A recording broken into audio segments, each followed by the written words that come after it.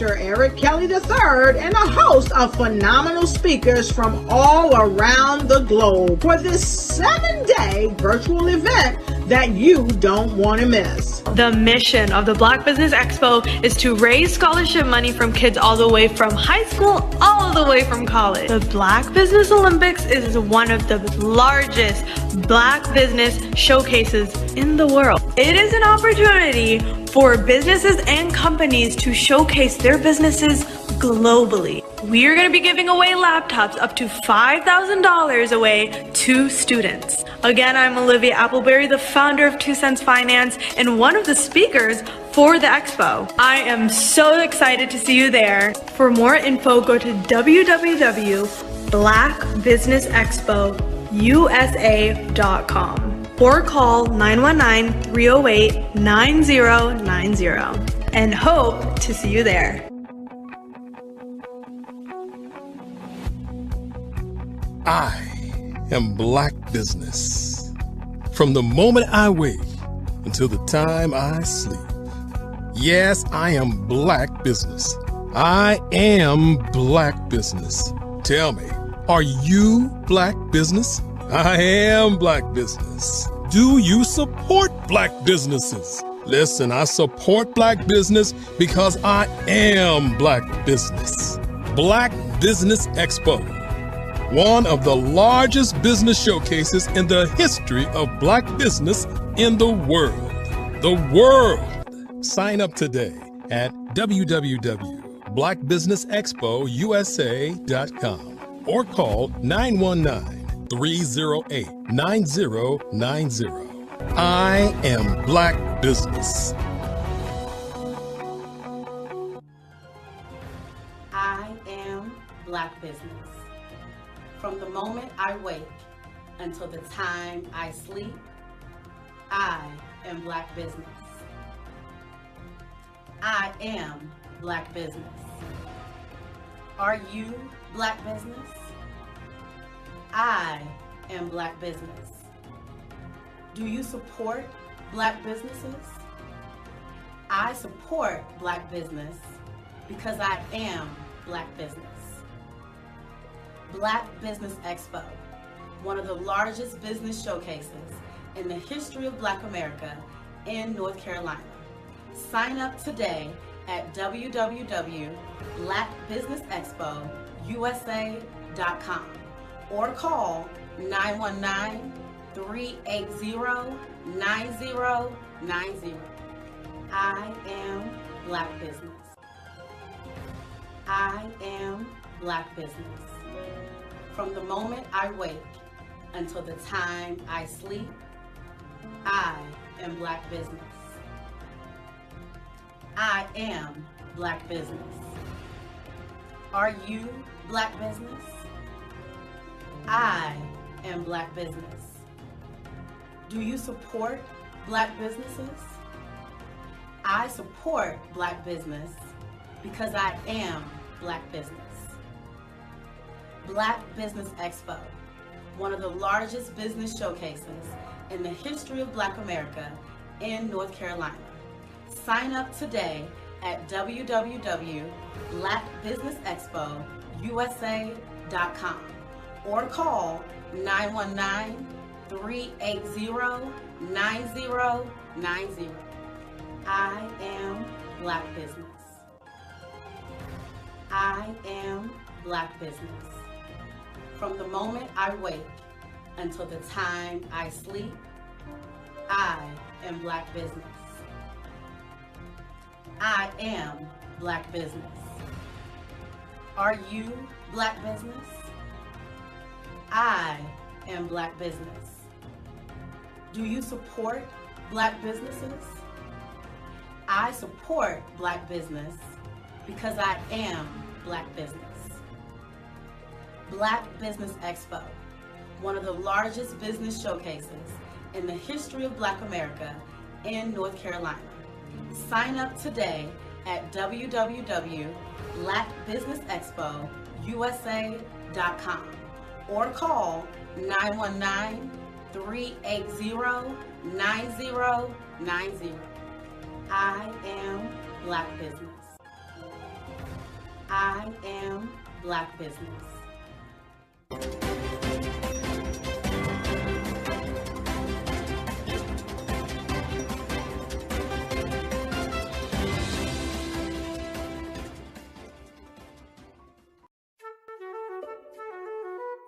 This is Dr. Arnold T. Petsworth. He's the owner of Petsworth Vet World, a veterinary clinic in Hopton, Connecticut. His patients include dog, cat, frog, fish, Goldie? dog, and this alpaca. Due to doctor-patient confidentiality, we can't tell you their names. Business at Vet World was steady, and then quarantine hit. Neighbors brought new four-legged friends into their homes. Bunnies. Bunnies everywhere. Dr. Petsworth welcomed these new patients with open arms. The only problem? There were more appointments than he could manage. That's when Dr. Petsworth turned to his American Express business card, which offers spending potential that's built for his changing business needs. He decided to hire a new assistant, Julio, and with spending power built for business purchases, he used his card to furnish a new exam room. Together, Dr. Petsworth, Julio, and American Express Business made sure all the pets of Hopton got the love and care they deserved. And everyone was happy. Get the card built for business by American Express.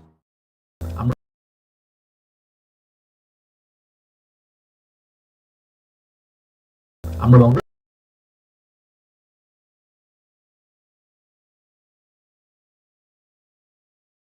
Hello, I'm Dr. Eric Kelly III, the visionary strategist and founder of the Black Business Olympics. I invite you to showcase your Black-owned businesses on the Black Business Network global stage. The Black Business Olympics is a global Black Business Network platform that propels Black-owned businesses into the international spotlight. By showcasing your business on the Black Business Olympics platform, you can reach a worldwide audience of potential customers, partners, and investors. You can also establish yourself as a thought leader and expert in your field, attract lucrative partnerships, and more speaking engagements. In addition, the Black Business Olympics platform provides a valuable opportunity to connect and collaborate with like-minded entrepreneurs and business professionals from around the world. This can lead to new business opportunities, ideas, and relationships. Finally, by sharing your story and expertise on the Black Business Olympics platform, you can inspire and empower others. This is a powerful way to make a positive impact on the world and leave a lasting legacy. If you are a Black-owned business owner, I encourage you to seize the opportunity to showcase your business on the Black Business Olympics platform. It is a once-in-a-lifetime opportunity to make an indelible mark on the world. Be one of the 1,000 visionary entrepreneurs who are changing students' lives, shaping industries, and leaving an unforgettable legacy for their families. Unleash your voice on our global stage and watch your business thrive.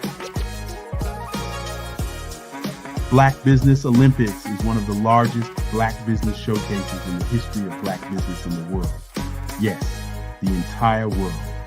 Just give me a call today at 919-308-9090.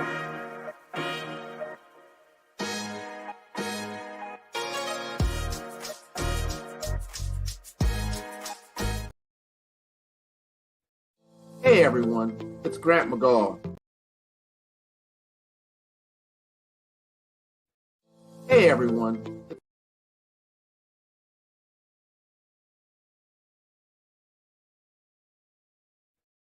Hey everyone, it's Grant McGaw, CEO CEO of 5-Star BDM and host of the award-winning Follow the Brand podcast and TV series, where I help you to build a 5-star brand that people will follow. My genius is personal brand development through intelligent communication and helping you achieve your business and career goals.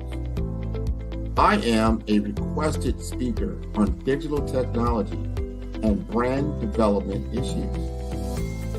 I want to work with you to increase the value of your current opportunities while attracting new ones. Every one of you is unique, and we all share challenges that can be addressed through smart branding. As a super connector, I work with you as an executive coach to guide you along the complicated business and career development road, providing the enhancement tools and information you need to succeed. Together, I will help you succeed in today's challenging business climate. I will evaluate and measure your progress.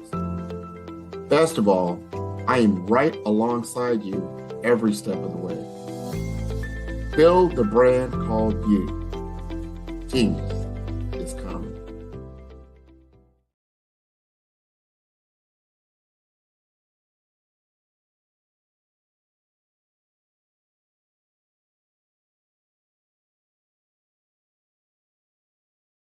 Phenomenal Tanya T. Wise, who is here from the great state of Maryland. Tanya, welcome and thank you for being with us today. Can you indulge our audience a little bit and tell them just a little bit more about who you are and what it is that you do? Well, I love being able to talk to people and have a magnetic attitude, being able to just show them. So I always like to say, level up is Coachette. Tanya T. Wise here. So can you tell our audience, just give them a teaser about what your presentation will be about? So my philosophy is that we should all be living our dream life. So tomorrow I'm going to talk about how you start living your dream life. What are some of the things that you thought about in your childhood that you just kind of let go and dormant? Wow. And I want to reignite that and just give you some pointers and some tips, some tools, some strategies to be able to start living your best life now. And guess what, Rhonda? And leave an inheritance for your legacy. Oh my goodness. Okay, I know that's resonating with a lot of people. I've heard that you have a dynamic coaching program. Can you tell us a little bit more about that? Absolutely. So our coaching program help people that have the lack of time, that lack strategies, and lack the confidence to go after their dream life. So we help them implement tools, we help them implement strategies, as well as give them resources so that they can live their best life now and leave that inheritance. Wow. Oh, I love that. I love the leave the inheritance part. Listen, you are dropping some major nuggets, and I know a lot of what you're saying is resonating with a lot of people, but I think we're all curious. How did you even make this transition into the speaking and coaching arena? What's the story behind this? So I started out in finance, and I realized that a lot of people don't necessarily go after their dream life because of the lack of finances or the education behind finances. But it wasn't until I lost my firstborn, my only son, that life changed for me. And where I was going after it all, living the corporate life, hit my 6-figure income and living in my dream house with my dream man, driving my dream car. I nearly lost it all when I lost my son. And so I realized it only takes one financial catastrophe that can change your entire life. That's what made me start All New Beginnings. Because no matter what's going on in life, there's a new beginning. And because of that, we develop a program called Wise Minded. My little slogan is, don't just dream it, let's live it. If they want to connect with you or work with you, what is the best ways for them to be able to do that? Well, for my social media guru, you can connect with me on every single social media platform as Tanya T. Wise.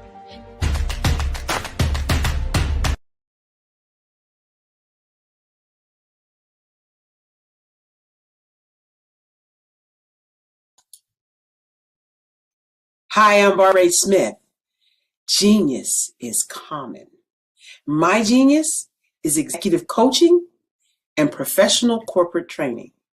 As the master executive coach and corporate training ambassador for the Genius is Common movement, I help business owners craft their stories in such a way that you know exactly what they do, what they have, and what they bring to the table.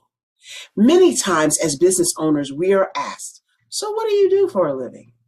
And we could be crushing in our businesses, but we're not quite sure exactly what to say in a short amount of time.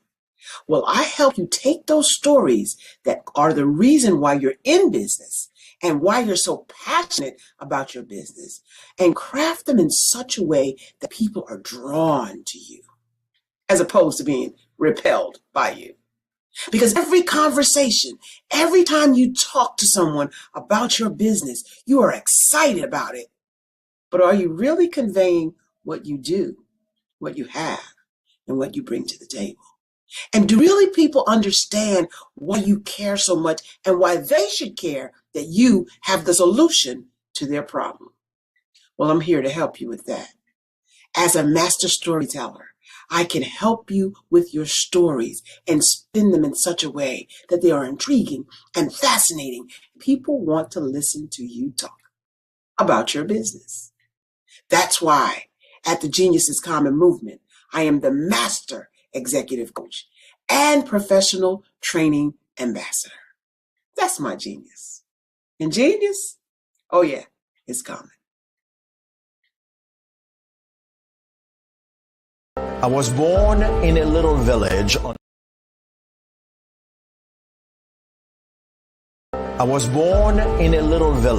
the island of Haiti.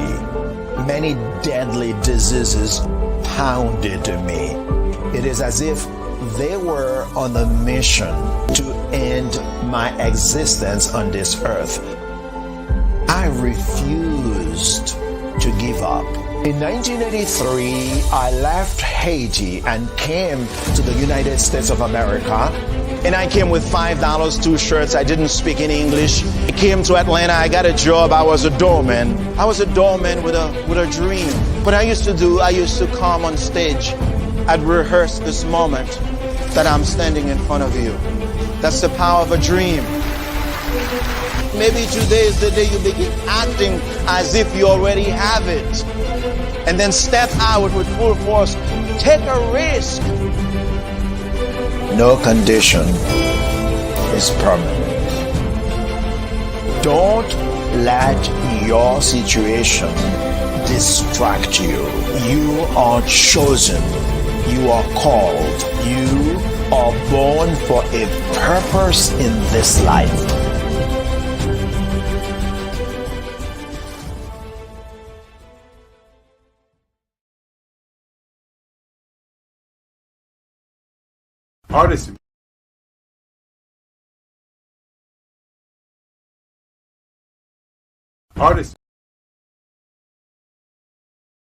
Artist to me is a creative expression of something from nothing. You know, it explodes onto the canvas, or it explodes on in my work. One of the things that I try to do more than anything is I try to just give the lines and the movements and emotions and expressions into what I do. Art really means to me a chance to express how I feel deep down inside. Most of my art begins as a thought that I might have, you know, whether it's sports, whether it's history, whether it's a woman or a man. It pretty much starts as an idea of thought before I get into the actual image of what I'm going to draw. I do a lot of historical pieces. I was a history minor in college, and I love to do history pieces. And a lot of times I'm thinking about history, and then I try to make that history impact you as you look at it. That's one of the reasons I do pictures so large. You know, people ask me, why do I do pictures so big? And I tell them, I want the piece to impact them as they're looking at it. To kind of dominate them, dominate their space. And most of my pieces I try to do off page. I don't try to do anything that's going to be in those four corners or in a square. And I want your imagination to be a part of the piece that you're looking at.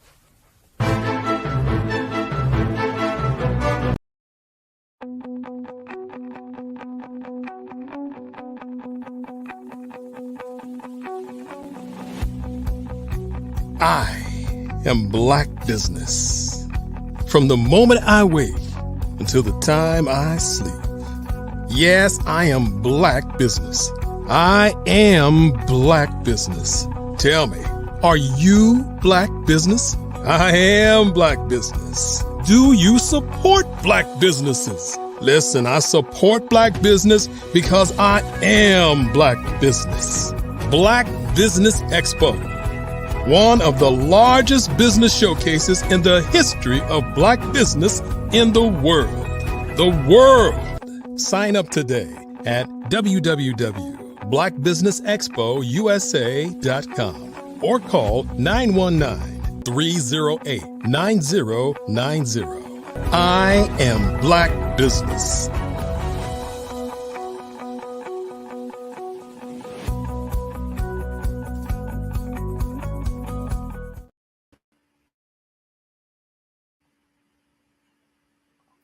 Good morning, business owners, entrepreneurs, thought leaders, and corporations. Welcome to the Black Business Network. My name is Andrea Adams. I am your business moderator for this morning on the Black Business Network. The Black Business Network is a 24-hour business network showcasing Black businesses, business owners, entrepreneurs, and thought leaders worldwide.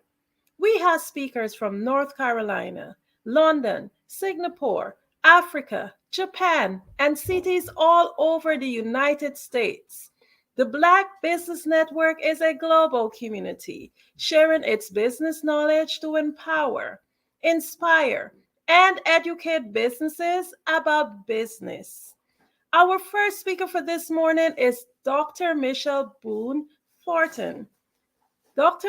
Thornton has championed education from kindergarten through college, following her parents' footsteps, who were both educators, City of Newport News father, and Virginia State School of the Deaf and Blind mother.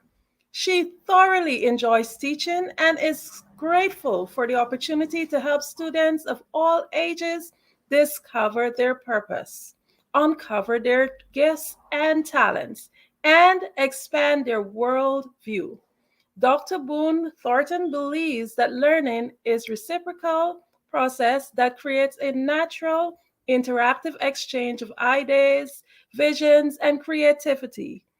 It is my pleasure to introduce to you this morning Dr. Michelle Boone Thornton. Thank you so much, Andrea, for that introduction. And I'm just glad to be here today. Genius is coming, and I'll see you on the other side. Thank you so much. Well, I want to talk about emotional wellness because this is Emotional Wellness Month, October, and there's so many things that are going on in our environments that really impact our emotional wellness. But one of the things that I do on my platform as a speaker is talk about how to transition your reality by removing the mask. And so everybody's like, the mask? What do you mean? Well, I have developed a workbook and actually a series of books. But I did the workbook first because I felt like this was a crucial step towards removing the mask. You know, we bury so many of our emotions. You know, we think we put them out of our mind. We're just not thinking about them, but they're still there. In fact, the other stressors that we go through throughout the day compound what's already being buried. So the transformation that I take people through in my workshops and my seminars, you know, kind of helps them come from under those layers and improve their emotional wellness, which also improves your mental health and your physical health. It also helps you declutter and remove negative voices. You know, we're in such a critical world, such a critical environment that, you know, we do it to ourselves. The first thing we start thinking about is what we don't have, what we need, you know, how we're going to fail in some kind of way. And then society has a way of saying, yeah, you were right. We're constantly being distracted. Our attentions are constantly being pulled in this direction, that direction. I mean, you can go to bed at night, you know, you've gone through your day, you're getting your rest, but as soon as you wake up, that cell phone starts, those text messages come in, the emails come in, and social media, and you start seeing all the destruction or destruction patterns around us. So one of the things I help people do is help remove the self-imposed stress. Yes, we put stress on us. We don't automatically wake up and say, hey, how much stress am I going to put on myself today? But it happens. So the workbook helps us do the work in preparation so that we can transform and begin to receive the signals that are healthy in our minds and move forward from there.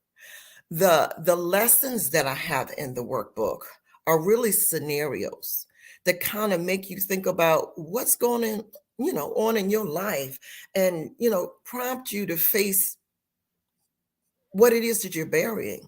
Is it doubt? Is it shame, guilt, abandonment, betrayal?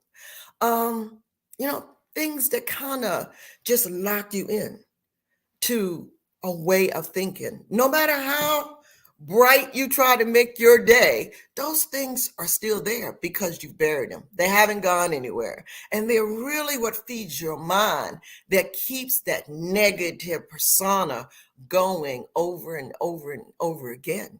Basically, you're re-traumatizing yourself. So those are the things that we want to focus on. Those are the things we want to help you remove and address. Going through life, I can't remember anybody ever saying to me, Michelle, you're going to have these emotions, and this is how you need to address them in a healthy way, versus covering them and hiding them so other people cannot see your vulnerabilities, your hurts, and some of the things that you're going through. So during a lot of my workshops, I use the workbook in its entirety. I have the workbook, I have a companion journal, and I have the actual book itself. The companion journal is very important because as you go through some of the steps, using the scenarios that I give you to kind of unlock and help you look at what you've been hiding and putting away, when you say, I'm going to deal with that later, I just got to focus on what's going on today, I don't have time for that drama, the drama is still there. And the workbooks help you look at that. But then I want you to kind of start to journal what you're seeing. Because when you write, it ignites not only emotions, memories that have been locked, and feelings that you just kind of put aside. You want to write about it. You want to look at it. So now you can examine it and see, how am I really going to deal with this? I need to deal with this. You can look at a pattern of how this thing that may have happened in your childhood is impacting what's going on as an adult. You think you've been over it. And I have people that I work with and say, hey, I really thought I had really dealt with that. But, when my child went off to college, I had that same abandonment feeling that I had when my mom didn't come home, or other issues. And so they're still there. The workbook helps you take a closer look, and the companion journal helps you journal about these things, so that you can see how you're handling it, how it has affected you.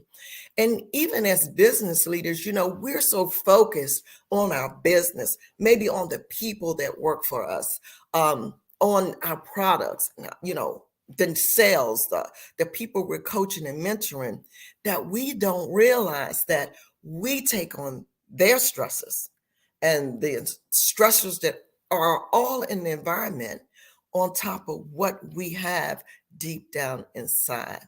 Masking can help it really can affect the way we see our world. I have a lot of people that I work with, and they have erected these walls around them, so that, nothing is going to penetrate me. I don't have to deal with it, but you do. You do. I was just talking this morning about vicarious trauma.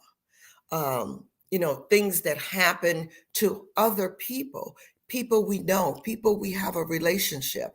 And even though it doesn't happen to us firsthand, we still feel the pain that's associated with that.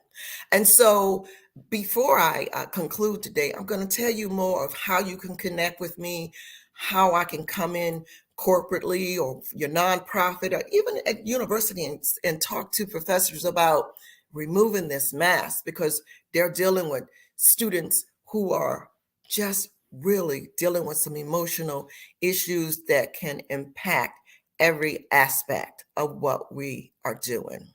So let's focus for a few moments on October, which is Emotional Wellness Month. And so every time I ask my students, I teach at the university level, and I have traditional students and I have adult students, and they're all to some degree balancing work, life, school, and every other thing that comes on their plate. And I always ask them, what are you doing to support yourself emotionally? Emotional wellness refers to the state of being aware and accepting one's emotions, effectively managing them, and maintaining a positive overall emotional state. Okay. It involves understanding and expressing emotions in a healthy and constructive manner, as well as developing resilience to cope with all of life's challenges. And I have people that'll say, well, I handle my emotions. I don't let them get the best of me. That doesn't mean that you're handling them.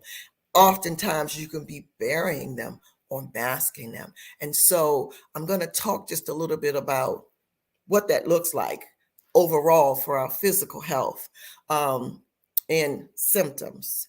But in essence, emotional wellness has a profound effect on our overall health. When we start thinking about health, we start thinking about things like eating right and exercising and changing our diet and doing more of this and doing more of that. But a lot of our health conditions stem from an emotional perspective. Those who have attended my workshops will tell me, how they just get stressed out, meaning they're dealing with multiple stressors, and it's affecting their physical reaction. Their immune systems are weakened, and just their decrease. They have an overall decrease in energy. When people get stressed, one of the things I ask people, how do you know you're stressed? They'll say, well, it's like I get sick.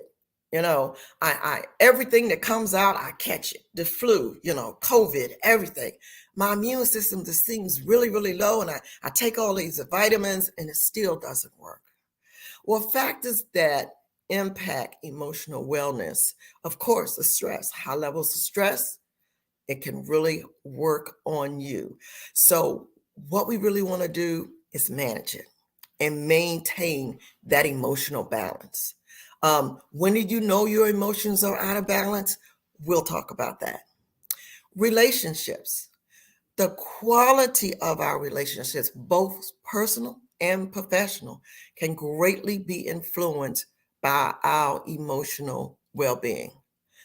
Positive and supportive relationships contribute to that emotional well-being, while toxic and strained relationships can have a detrimental effect. Well, the truth of the matter is we live in a world where we're going to have all sorts of relationships, okay? But we have to balance it, and we can manage it through removing self-imposed stress, where those toxic relationships are not out of line with healthy ones. Life events. Significant life events, and the loss of a loved one, the loss of a job, major transitions, moving, relocating, they can all affect your emotional well-being. And so it's important that you acknowledge it, and you acknowledge those events and find a healthy way to deal with them. Again, our physical health, chronic pain, chronic illnesses, physical limitations, our mood is just kind of all over the way, all over the place. I met with someone who is, kind of part of my team, and they are normally like really easygoing, nothing really kind of gets to them.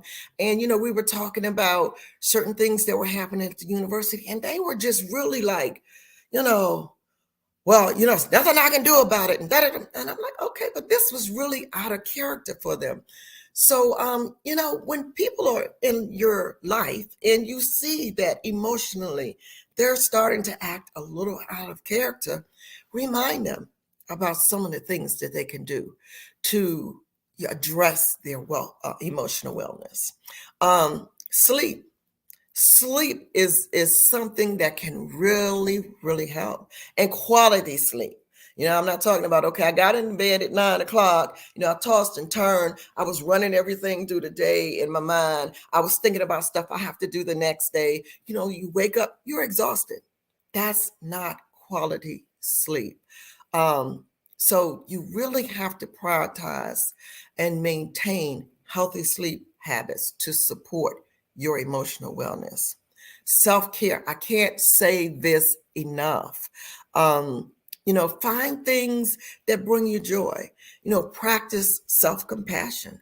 Setting boundaries can contribute to your emotional wellness. When you just let people, in that really have no business, in your personal space. And it's, setting boundaries means you have to cut off limits, make limits. Like when you go to work and you come home, there should be a limit to what you do once you cross that threshold to your house. You shouldn't still be taking calls. You shouldn't still be doing work. You have to set those boundaries. Technology makes it so that people have access to us 24/7. They really do. So make sure you set limits. You turn off your phone. You turn off your computer. You let people know, hey, if you want to contact me, do it between this time and this time, 9 to 5 or whatever. If something happens, fine, you can email me, but know that I will be responding to that. The next morning when I arrive at work, you have to set these boundaries for yourself. And also think about your environment. That really plays on your state of being. Places that are very noisy and loud, places that have a lot of clutter, and you want to just set that mood for yourself. Go outside, take a walk, just come, just clean. I find when I clean and I can sit and, there's not stuff all over my desk, even though that's how I work and a lot of people do. But when I clear that desk and I sit back and I just get me a book where I can just read and reflect, it just changes my atmosphere. And then remember trauma. We are in the aftermath of trauma that we experienced from COVID. A lot of that we never got a chance to deal with. We never got closure. And so we just kind of buried it because a lot of loss and grief and death was happening so fast that to sit down and really think about or try to deal with that, it was too much. So it was buried. And then, once COVID was over, many of us thought, hey, we're going to go back to normal but there was no normal. And we had to realize this new normal, which put us in another state. And so we have to deal with that on top of trauma from experiences that are going on right now. War and death and destruction and losses. around us. And when this trauma gets to be too much, we've got to recognize that. When we are managing our emotions, we recognize that, something's off, something's not right. If physically we know we need to focus more on wellness because the clothes are getting tight, the scale is going in the wrong direction. Maybe we're checking our blood pressure and our A1C, that's going up. Our joints are tight. We just don't have energy. We know, and we even start to do things and put things in place right away. But emotional wellness, when we have those symptoms, increased anxiety, irritability, mood swings, just frustration and anger and feeling hopeless, and stuff that kind of used to bring us joy, it doesn't have the same impact. Those are symptoms. Those are things that we really need to start thinking about. And they can become physical: headaches, muscle tension, stomach aches, change in appetite, sleep disturbances. There are a lot of things that happen. I know I had one person tell me, lately I've been having these heart racing kind of things. But I just think because it's no. If you're having symptoms like that, you need to start doing something about them. And it can be a sign of just chronic stress.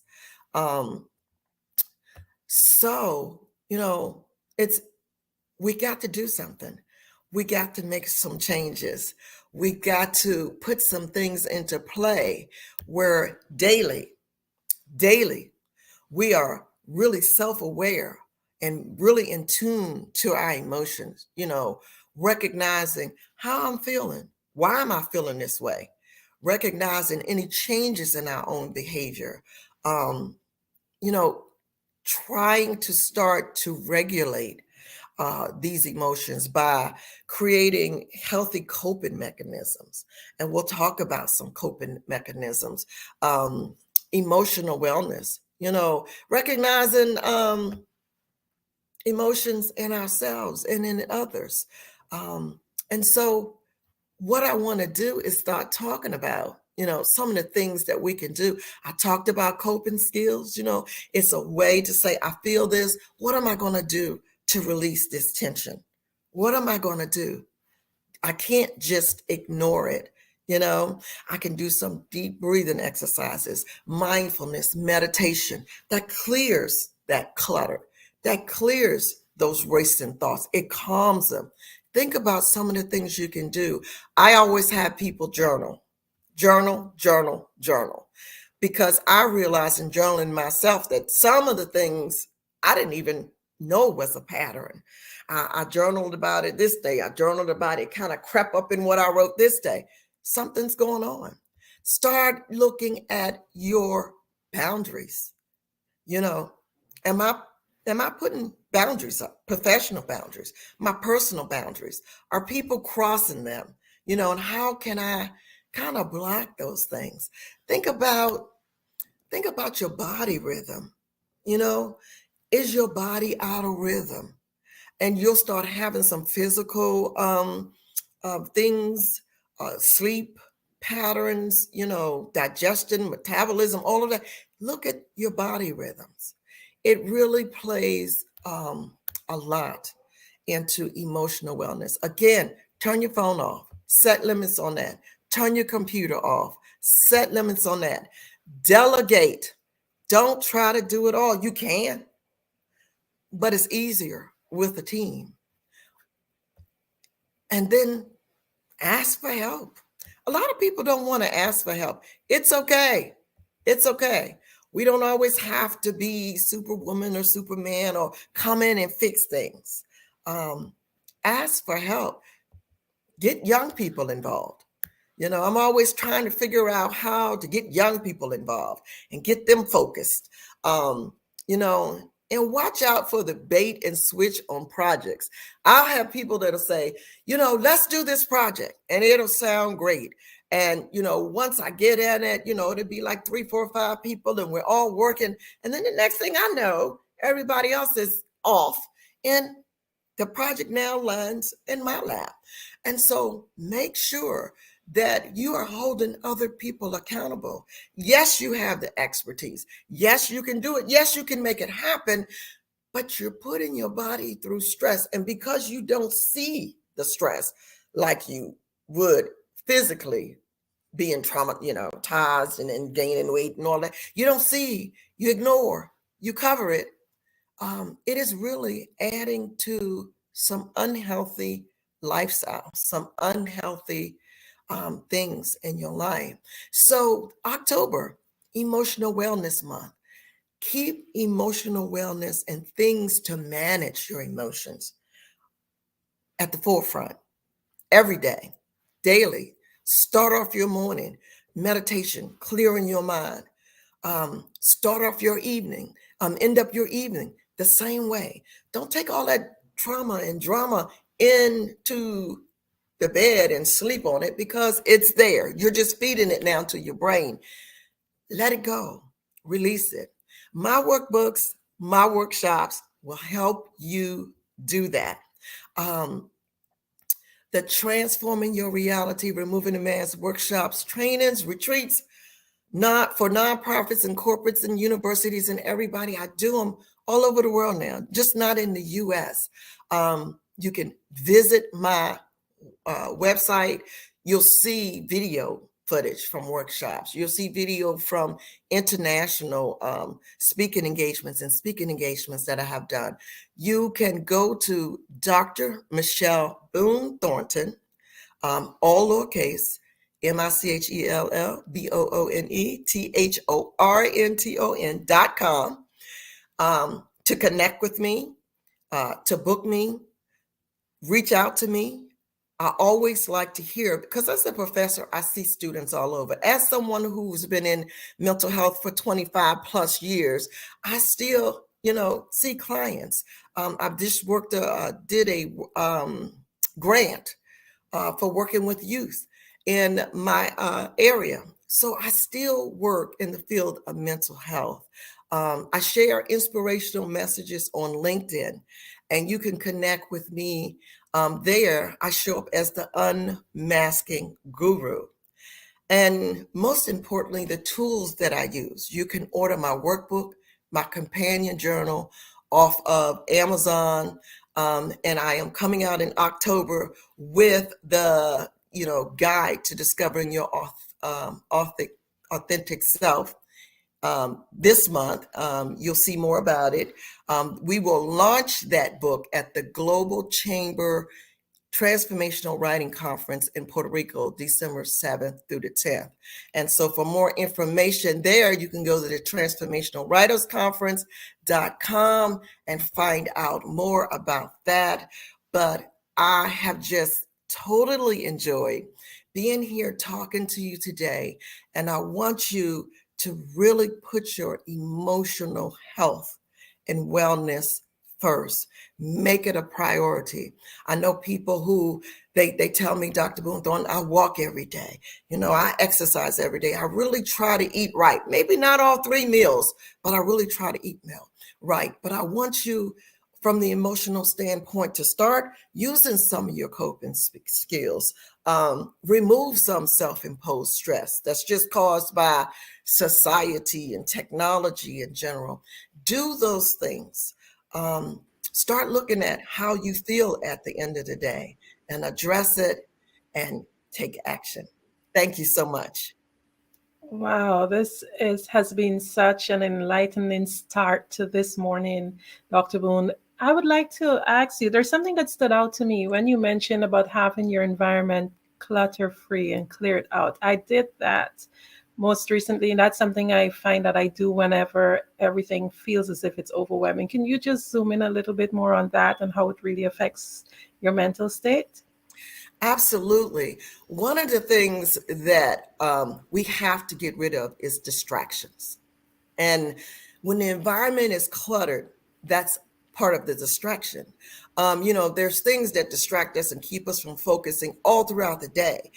But when you come home or when you're in a place where you need to focus, you want that to be decluttered so that your mind can focus on whatever topic or whatever it is you're doing, and not the fact that, these books over here really need to be put up, and, I really need to go through this pile, because they're piles of work.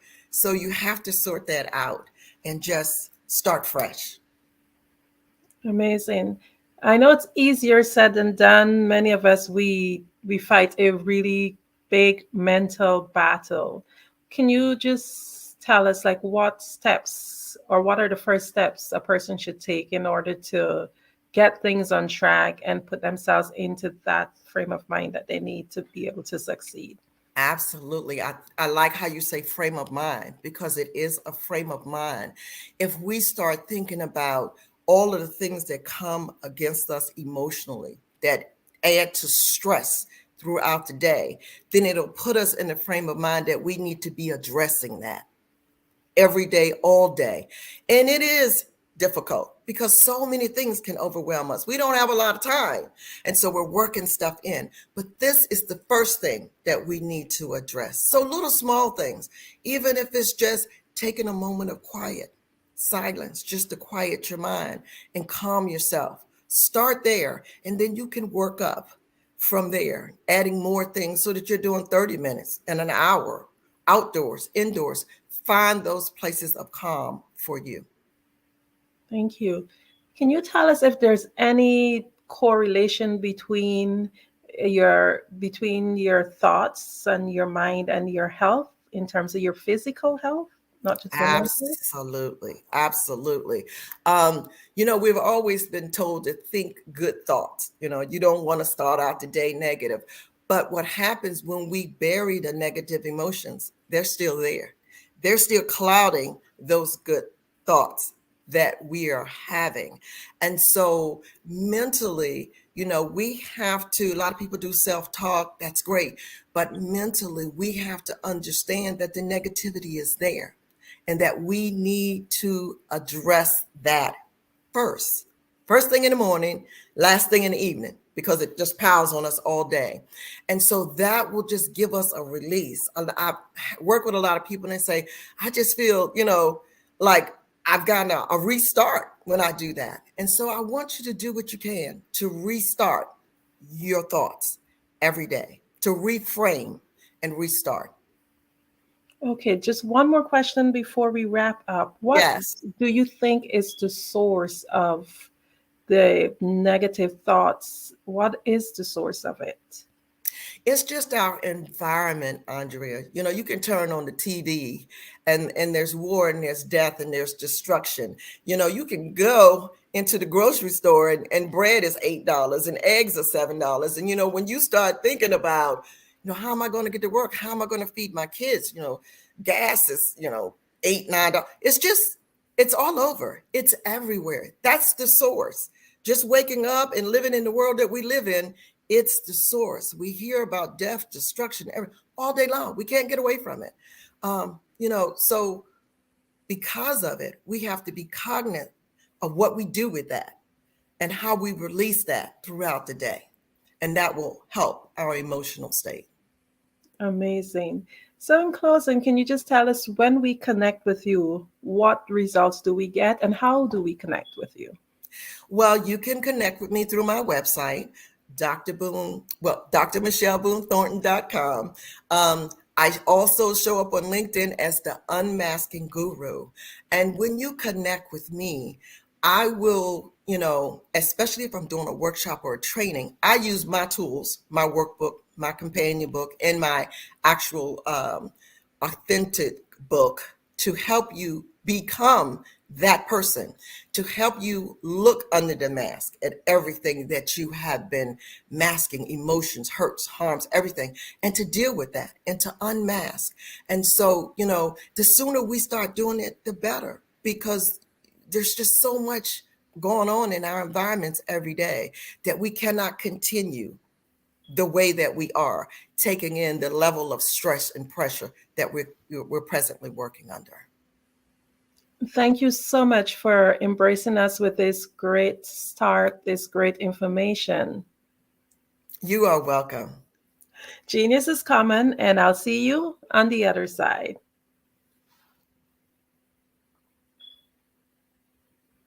The Black Business Expo's mission is to raise funds for high school seniors going to college or K-12 entrepreneurs.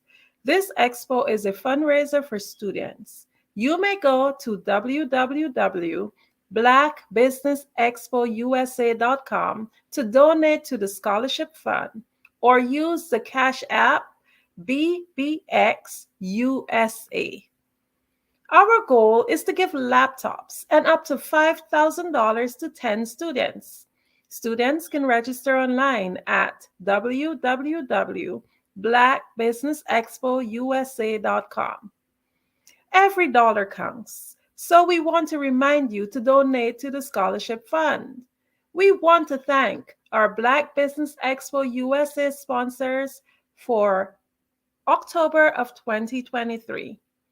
NC 100, First Atlantic Insurance Group, Moody Capital Partners, Suede Soul, 5-Star BDM Media, Hello LLC, Lotus Rice Coaching Training, Carolina, Virginia Minorities Supplier Development Council, Step Management, Barbara H. Smith LLC, Margie McLean Foundation, Inc., Genius is Common, Earth Essentials, Milan Chennai Global, Executive Women's Success Institute, The Quality Coaching Company, Superwoman Business Services, Creative Force Studios, Lee Entertainment, Artistic App Design, Black Business Expo USA.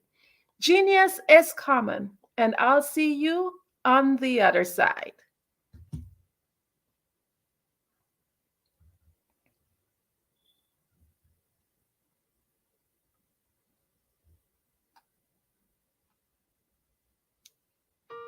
Hello, this is Israel, and I am CEO of Daydreams Interactive and author of Princess Planet. So, genius is common, and as a kid, I loved to daydream. Even as an adult, I loved to daydream. And when my daughter became 6 and loved princess characters, but we just could not find the diversity that showed her, we created our own characters. So, for instance, you have Princess Nulu right here. Princess Nulu is from Uganda, and her genius is that she loves to take care of animals. She can actually even listen and hear what they say. And then we have Princess Isabella right here. Princess Isabella, she's from Cuba, and her genius is biochemistry. One day she hopes to eliminate disease. Then we have Princess Nia right here. And Princess Nia is based off of my daughter, and she is what she wants to be, the greatest dancer alive. So that's her genius. So what's your genius? My genius is my imagination. Genius is common.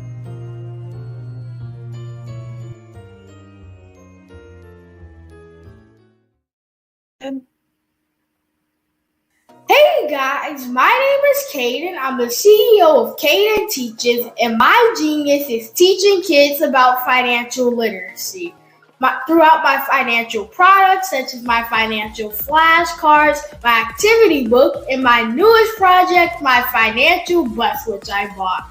And on the bus, it has a mock bank where kids will learn how to deposit and withdraw money, a mock grocery store where kids will be able to learn how to have a family budget, and a mock stock exchange where kids will even be able to learn how to invest in stocks.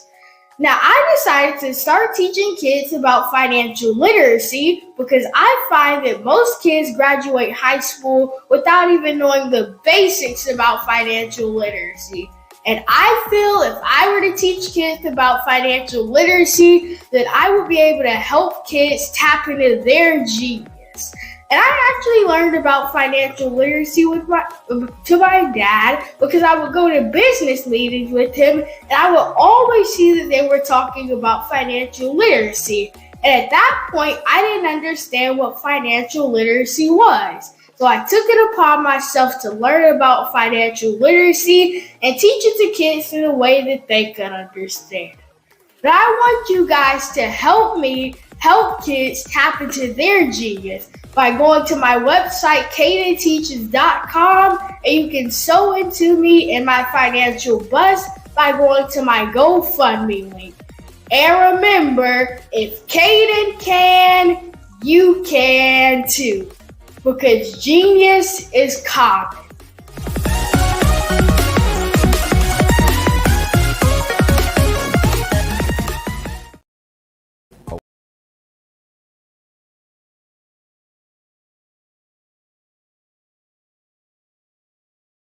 Over the past few years, we've seen the growth of existing and new initiatives focused on financial inclusion, building global networks, and reducing the wealth gap in response to the idea there's not enough seats at the table.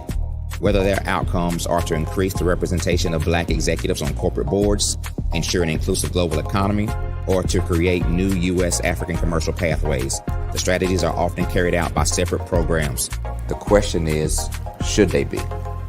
With the continent of Africa being home to more than half of the world's fastest growing economies, the youngest workforce, over 400 companies generating more than $1 billion annually, 700 generating more than $500 million annually that are poised for growth, and being the destination of nearly $5 billion in venture capital in 2021. Diversifying U.S. and Africa commercial engagement by building bridges between African businesses and their U.S. diaspora should begin being seen as mutually beneficial. From helping to reduce Africa's enormous capital gap to catalyzing two-way trade opportunities, the COVID-19 global pandemic hopefully has taught us that global challenges and opportunities are more interconnected than we thought. During the pandemic, African companies like Unicorn Flutterwave, insurance provider Reliance Health, ride-hailing app Yasir, and 54Gene, the continent's first bank of DNA on people of African descent, proved that when African companies have access to networks, capital, and information, they grow big, grow fast, and create solutions that are valuable to the world. This is why BDirect was created.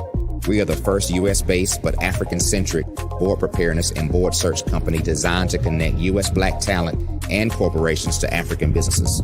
Unique and fundamental to BDirect's success is our process of helping board candidates adapt their experience and networks to an African context before they're connected to high-growth companies that are looking to locally and globally scale. From our focus groups with African business execs and government leaders, we don't ignore the sentiment that business is easy, but people are hard. Having a pool of board candidates with hard-to-access networks and extensive experience across the business life cycle, including successfully raising capital, is table stakes for an initiative like this. So yes, we have that. But corporate or entrepreneurial success in the U.S. does not guarantee success in Africa. Developed alongside industry partners on the continent, our training program, BDirect Prep, is designed to transpose their experience to create cultural comfort, understanding, and a commitment to helping businesses in Africa scale. Our board governance sessions are African continental and country specific, integrated with cultural awareness and dexterity training, masterclasses led by African industry execs, and mentoring and coaching from African continental-based facilitators. But even more unique to BDirect Prep, we cap off our training program with an immersion trip to help candidates that have not been to Africa before see and feel Africa's complexity and opportunity from African soil. We all know traditional network-based board placement has historically left a lot of us out of ever really being in the paid board pipeline. Our strategy supports the work of many great organizations that are successfully filling seats at U.S. board tables by creating more tables for those that are still left on the sideline. It's time to start seeing the role and value of U.S. Black talent and businesses on the continent of Africa differently. Old perceptions and habits limit economic inclusion. Let's transition Black talent and the African businesses they will support from the periphery of the global economy to its core. Living in a global lockdown, we all know now how fast local and global economies can change, and see the value of having businesses that hire, strengthen local value chains, and even grow globally. Status quo in any form holds back progress. We must democratize U.S.-Africa commercial engagement by socially and economically connecting cultures that have long been disconnected. It's time for Africa's U.S. diaspora to redefine their global value by helping African businesses scale continentally and globally.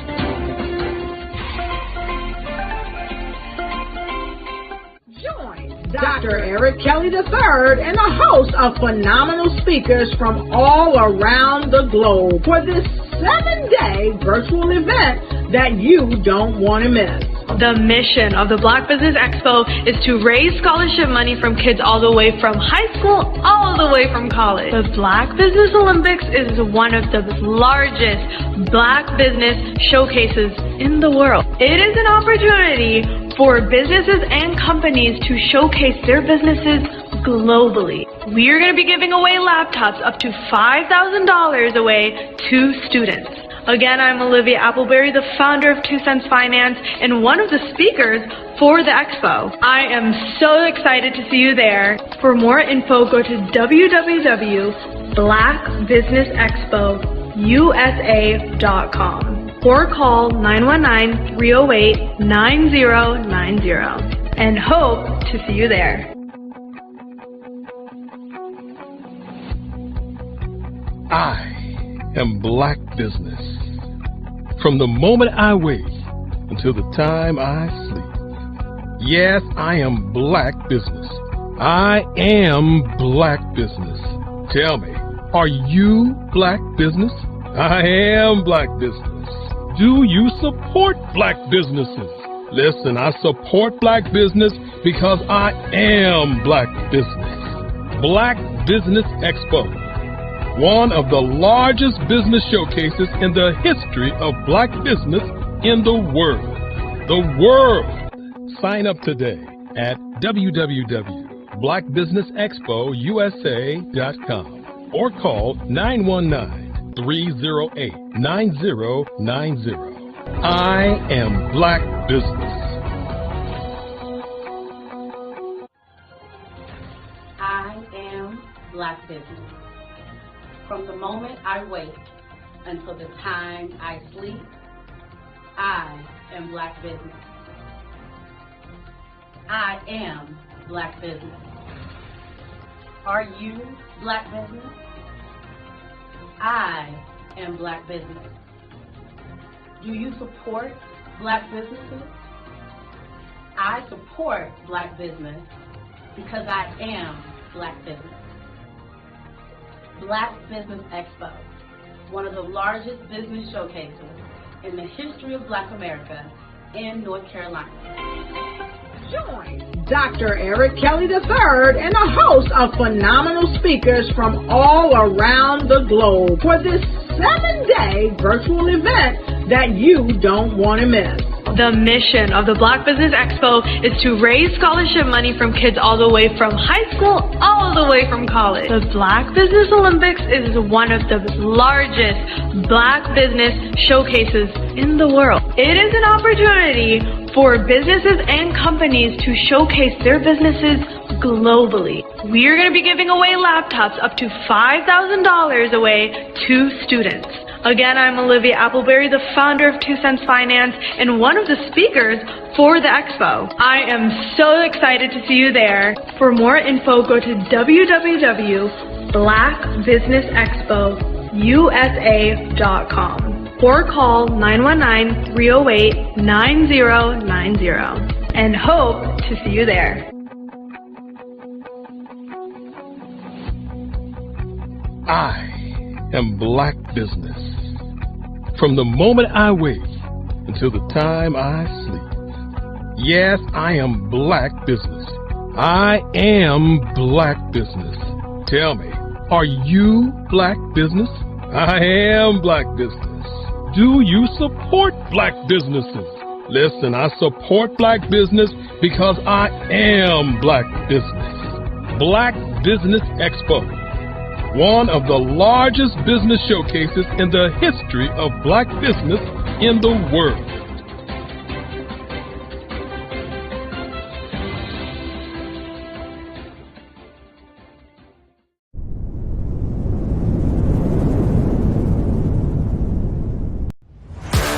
Social media is evolving. It's more vibrant, more colorful, more energetic, and so are you. It's not just photos anymore. It's video, it's audio, it's subscriptions. And now there's Fanbase, a new monetized social network. Fanbase delivers the complete native app experience with full content monetization for every user. No algorithms that shadow ban your engagement or growth, and no ads. Follow anyone for free and subscribe directly to your favorite creators for $4.99 a month. Plus, show some love by tipping on any post. Also, make a Fanbase page and monetize your content the same way.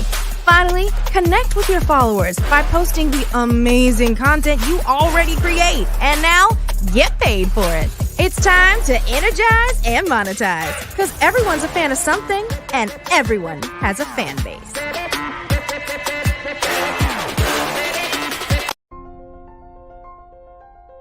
What if you could build your own city? A place where every child can find nurturing people to help them achieve their full potential. A place where every adult can access job training support. Where health education is abundant. Where social justice ruled the land. A place without limitations. Welcome. You have arrived at STEM City, USA. It is what every city should be. A safe and trusted community where you find people and resources to help you become everything you are and beyond. STEM City is unlike anything you have ever experienced. It is a digital twin of the world around you, only better. STEM City is about energy and soul renewal. It is more than a digital world. You can almost feel the power of live cultural events, music, and theater. STEM City promises a better future for children with caring mentors and hands-on activities with dedicated tutors to support our youth. STEM City is your passport to a healthy lifestyle with weekly events addressing our community's many issues. STEM City is your financial well-being with helpful information on wealth management, career advancement, job training, and so much more. STEM City is the community you deserve. It is the city where your dreams can come true. STEM City USA, a place in the sky that is accessible to all who reach for the stars.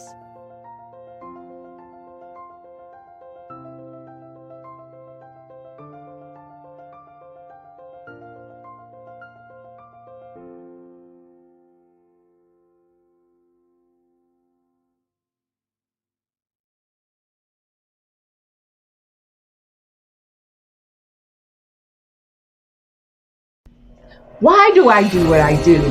You know, my life coach asked me that a few years ago. And she said, Tony, what's your why? And I told her, and she said, girl, you've already accomplished that. Perhaps you need a new why. Hi, Tony Harris, Amy Hoydu with Say It Said Marketing, one of your students. And just wanted to say thank you, Tony Harris, for spending so much time with me and giving me that boost in my business that I so drastically needed.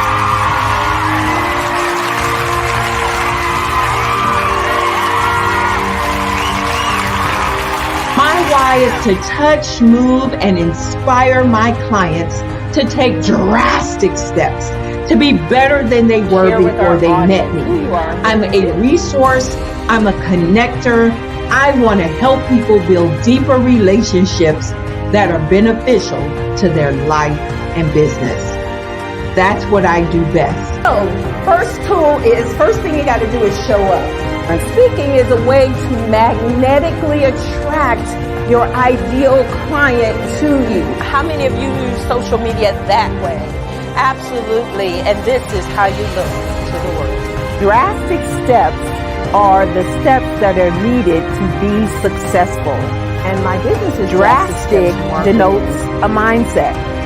Getting out of your comfort zone. Doing something that you don't necessarily feel comfortable doing, want to do, but you know it's a necessary step to be successful in your business.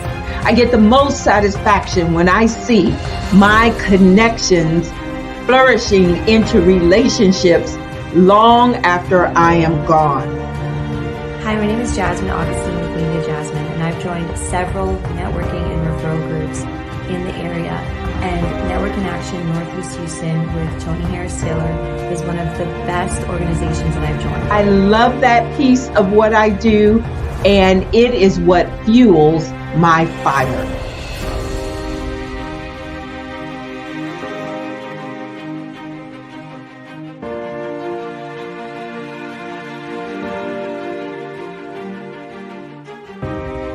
My name is Tony Harris Taylor, saying take a drastic step today for a fantastic tomorrow.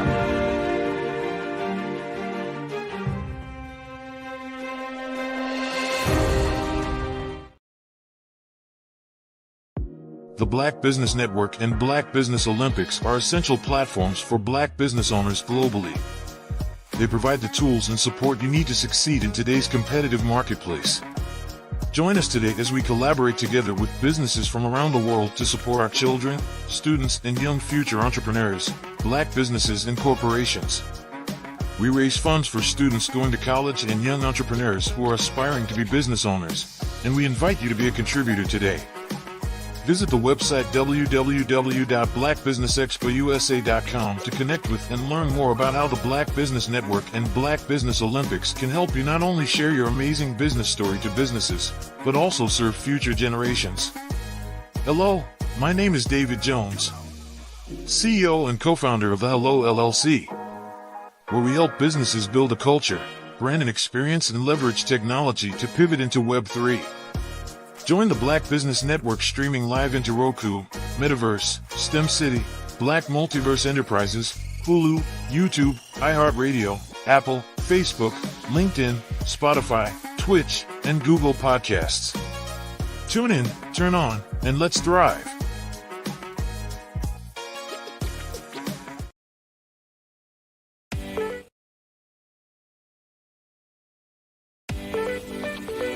You are in the right place at the right time. The Black Business Network opens again for its Black Business Olympics, a 24/7 broadcast on business, strategies, global branding, social media marketing, finance, advertisement, and much, much more. Featuring the top, most powerful entrepreneurs and speakers and thought leaders from all around the world as they gather together for this phenomenal event.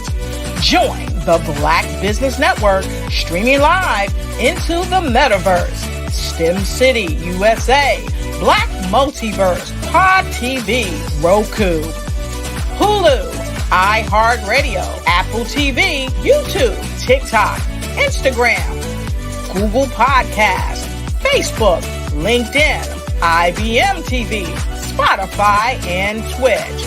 Tune in today and be a part of this amazing movement. The Black Business Olympics welcomes you.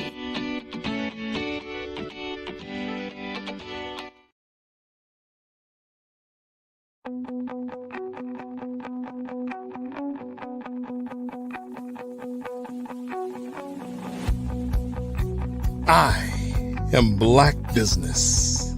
From the moment I wake until the time I sleep. Yes, I am Black business.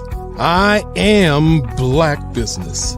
Tell me, are you Black business? I am Black business. Do you support Black businesses? Listen, I support Black business because I am Black business. Black Business Expo, one of the largest business showcases in the history of Black business in the world. The world! Sign up today at www.blackbusinessexpousa.com or call 919-308-9090. I am Black business.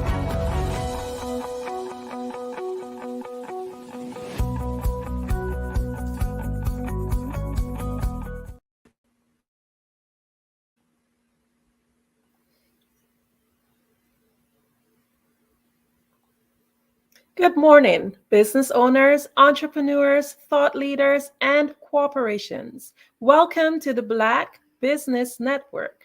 My name is Andrea Adams, and I am your business moderator for this morning on the Black Business Network. The Black Business Network is a 24-hour business network showcasing Black businesses, business owners, entrepreneurs, and thought leaders worldwide. We have speakers from North Carolina, London, Singapore, Africa, Japan, and cities all over the United States. The Black Business Network is a global community sharing its business knowledge to empower, inspire, and educate businesses about business. Our next speaker is Robert Chisboro. With over 20 years of experience in marketing and communications, Robert is a passionate and creative leader who drives brand evolution, content innovation, and organizational communication for diverse clients and teams. As the principal solutionist, CEO of Crescendo International, he delivers exceptional communication solutions that combine visual and result-driven approaches with a focus on human capital management and DEI advocacy.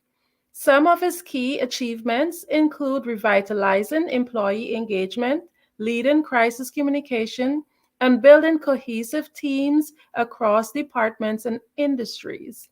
He has a proven track record of increasing customer satisfaction, media coverage, and social media presence for clients such as FleetCor Technologies, Harlan Clark, and many others.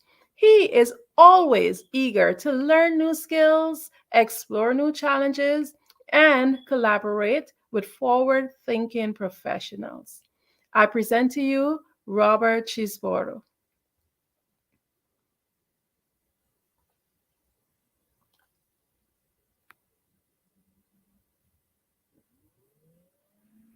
Hello.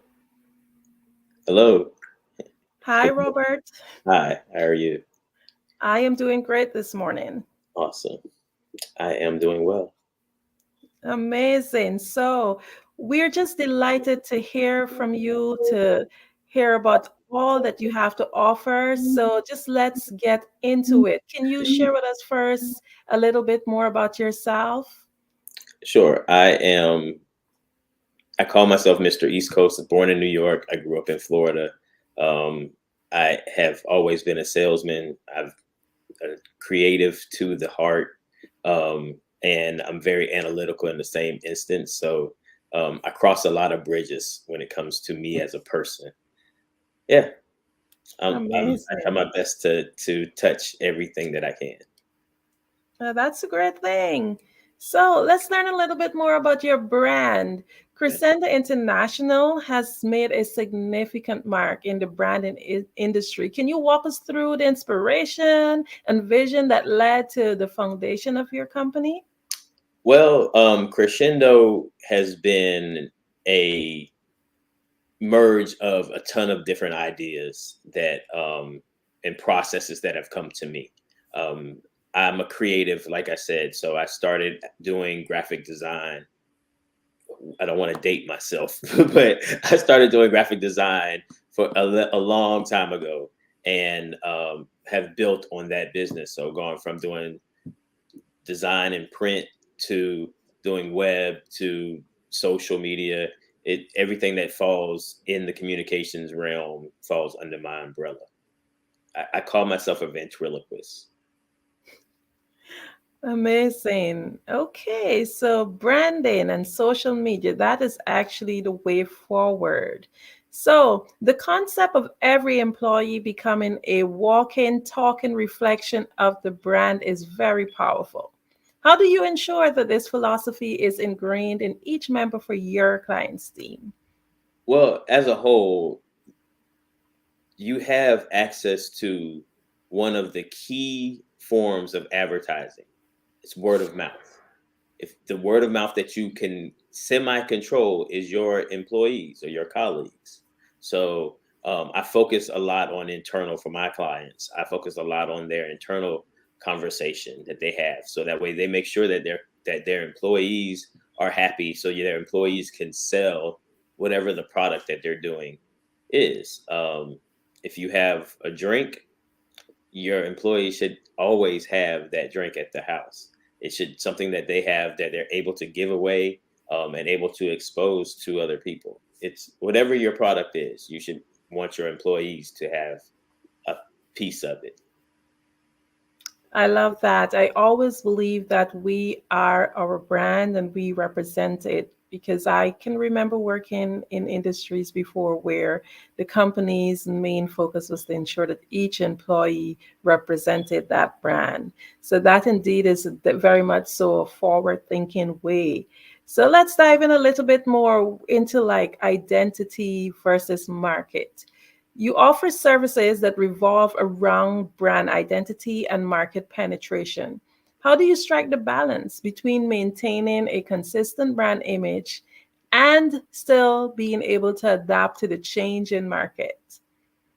Well, for Black business, first and foremost, as a designer, I want to make sure that the image of our products look the same, as strong as any other product that you will see on a shelf in any store. People know your brand. Like, people attach this. You can go anywhere in the world and you see the golden arches, you know what you're expecting. You're expecting McDonald's. You expect the fries to taste exactly the same. You expect the double quarter pounder with cheese to taste just like the one you got at home. And that's what they do.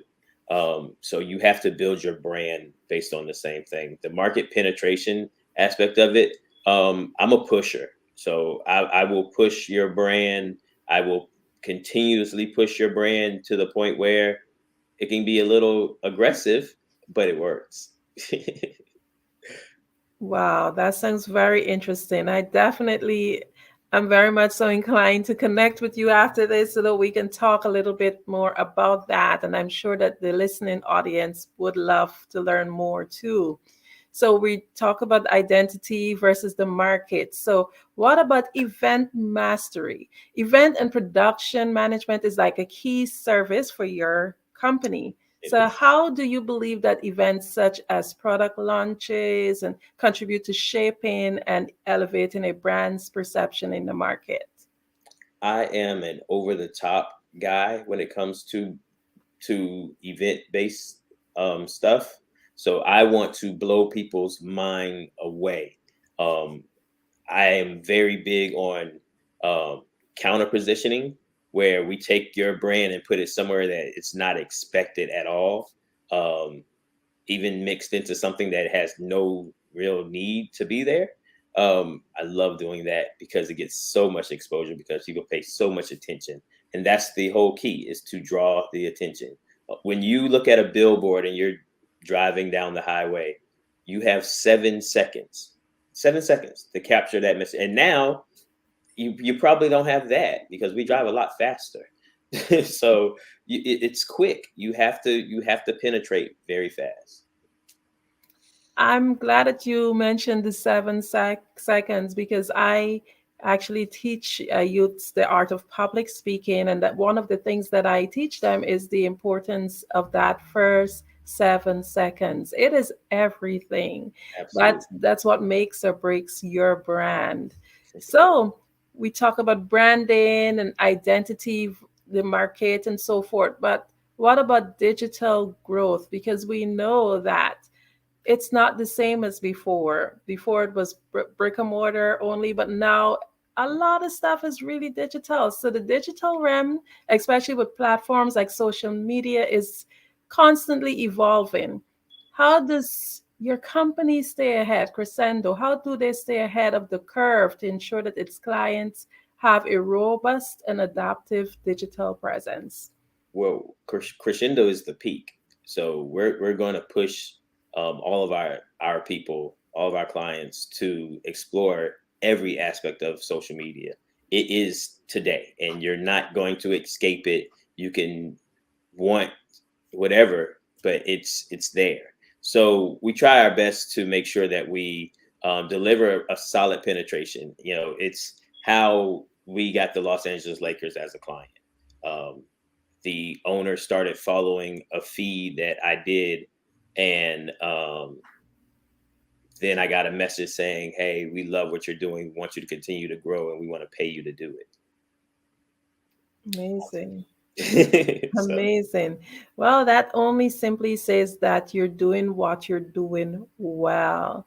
So you talk about a client and you talk about the clients and how you're able to help them along the way. So from a client's point of view, can you walk us through like the journey with you? Like, do we have a long-term relationship, or is it like a short-term relationship where you just show clients certain things and then you let them loose? Can you give us more detail as to how it works? sure, yeah. I have clients on that full scale, that full spectrum. I have some clients who just need their logo revamped or just want to build a logo because they're starting a new business. And that's what they want, and they're gone. But then most clients, we build a true brand. So we start with the logo, we'll build out social, we'll build out web presence. We are still very big on the paper aspect of it. So from business cards to letterhead, we do that, especially if you're in a more of a corporate space.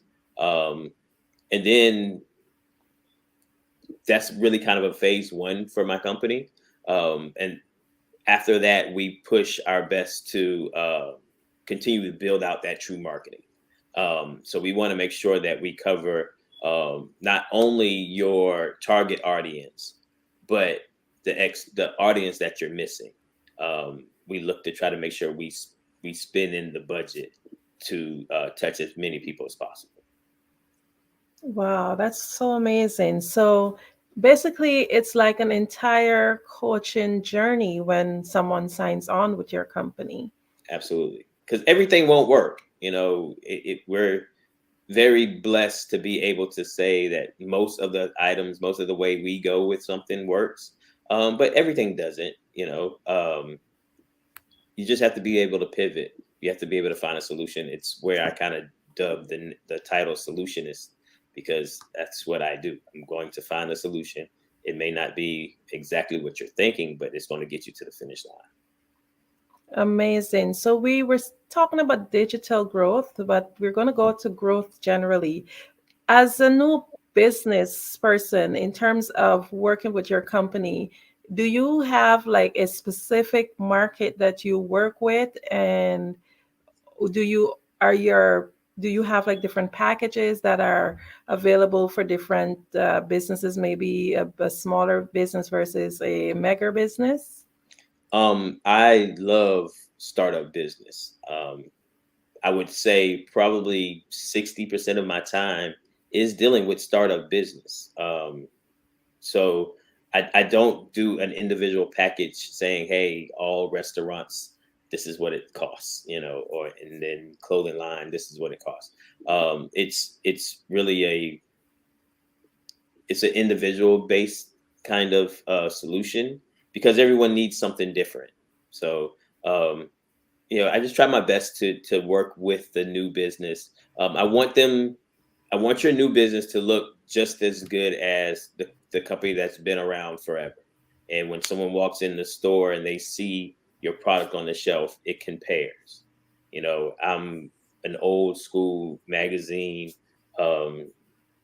editor in chief, and as a designer, I wanted that magazine to look as good as the other magazines in the brand. When we made the shelf, you couldn't tell the difference, and it was great. Well, that's amazing. So basically, you set the pace, and it's up to the company now to ensure that they live up to that standard that you would have started.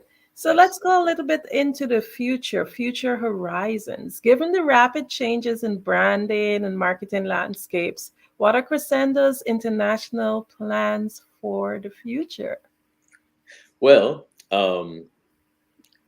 an area that we're putting a lot of energy into is crisis management, one, but also an integration when a company is acquired.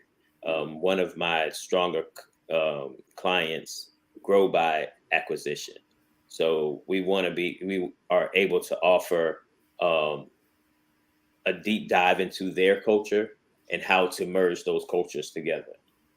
So we want to be able to do that on both ends, from the company being acquired, and really digging into what makes them a great company compared to the company that's doing the acquiring and what they have in place, because it's hard. It's when you acquire a company or you become acquired, it's something as simple as the days you have off or the holidays that are celebrated compared to the other company that's doing the acquisition. So we try to work in that space, and that's our growth. Shh, don't tell anybody. Sounds quite amazing to me. So are there any new services or innovations that we can look forward to? Right now we're doing a lot of translation and subtitling. We're doing a lot of video translation, training videos that I'm translating into, and I keep saying I, but it's actually a we on this element. We're translating stuff into German, Italian. It's 8 different countries that we're doing a translation for right now. So that's the new push, and continue to grow the visual elements we do. I do a strong push for Coca-Cola. So we wrap buildings, the entire external outside of the building. I'm wrapping, or I have wrapped, and will continue to do. And then sometimes when you walk into a gas station, you see Coca-Cola all over the walls. That's kind of part of what we do as well. So that'll continue to grow, and hopefully it'll continue to expand, because if you have a brick and mortar, it's the presentation. You want to be able to utilize the space that you have for your advertising. Makes sense. Amazing. So could you share with us where you're located? I am in Atlanta, Georgia, and have been here for a good while. So Atlanta.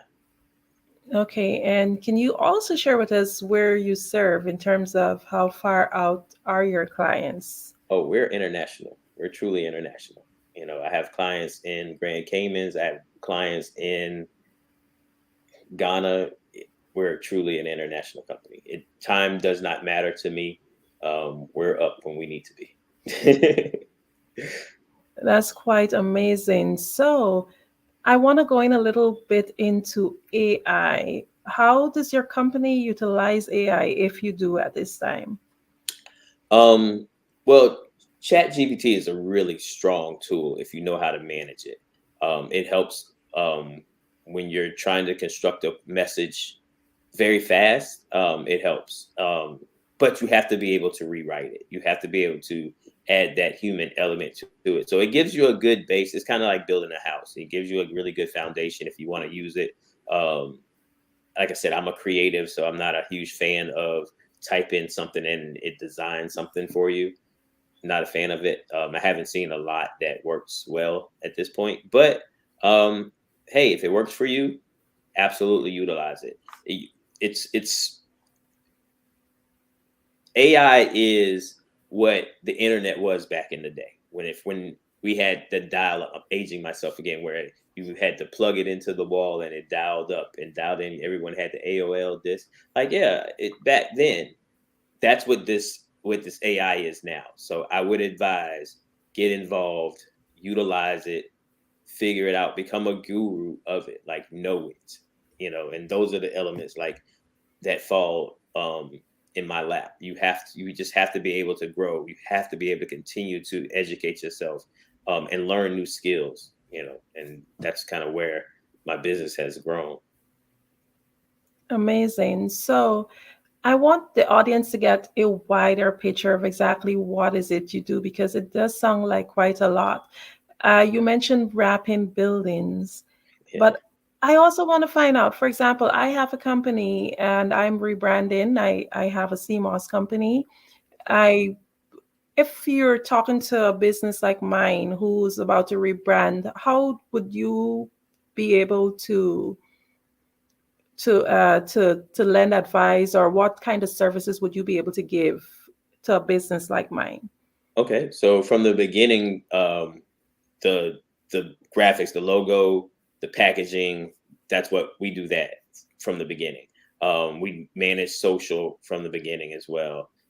So we'll figure out your target and just really dive deep into it. I think in the case of a CMOS company, it's exposure.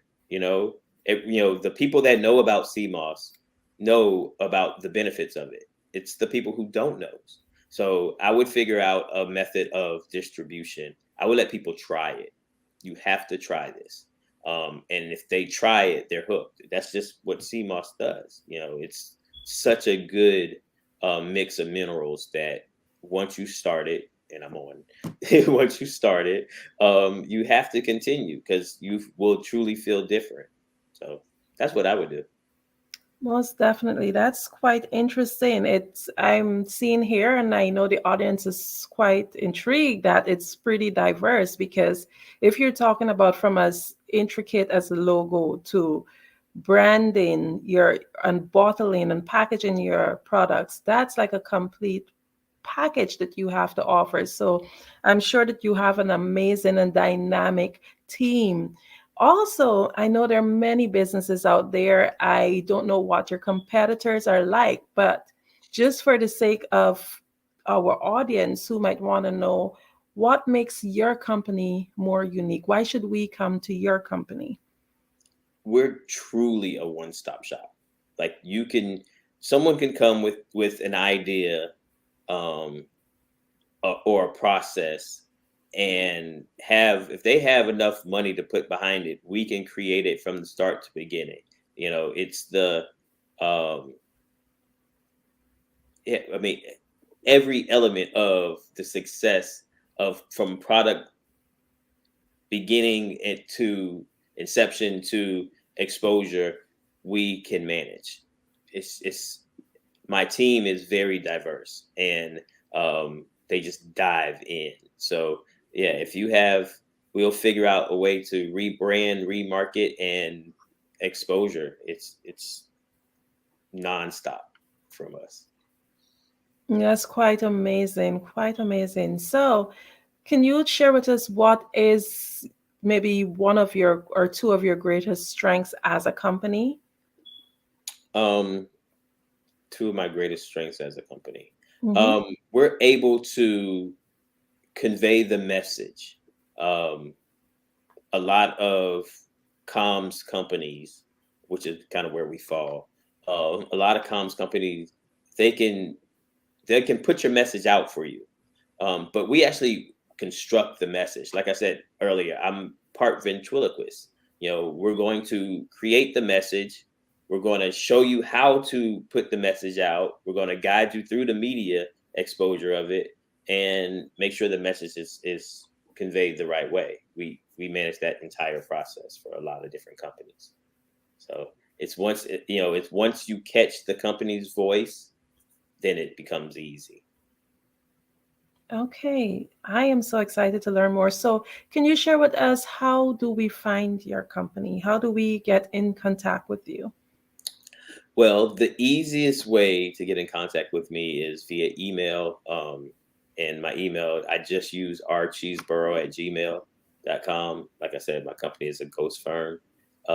You can see our web. It's 4crescendo.com, just the number 4, crescendo.com. But yeah, the easiest way to get a hold of me is via email, rcheeseborough@gmail.com.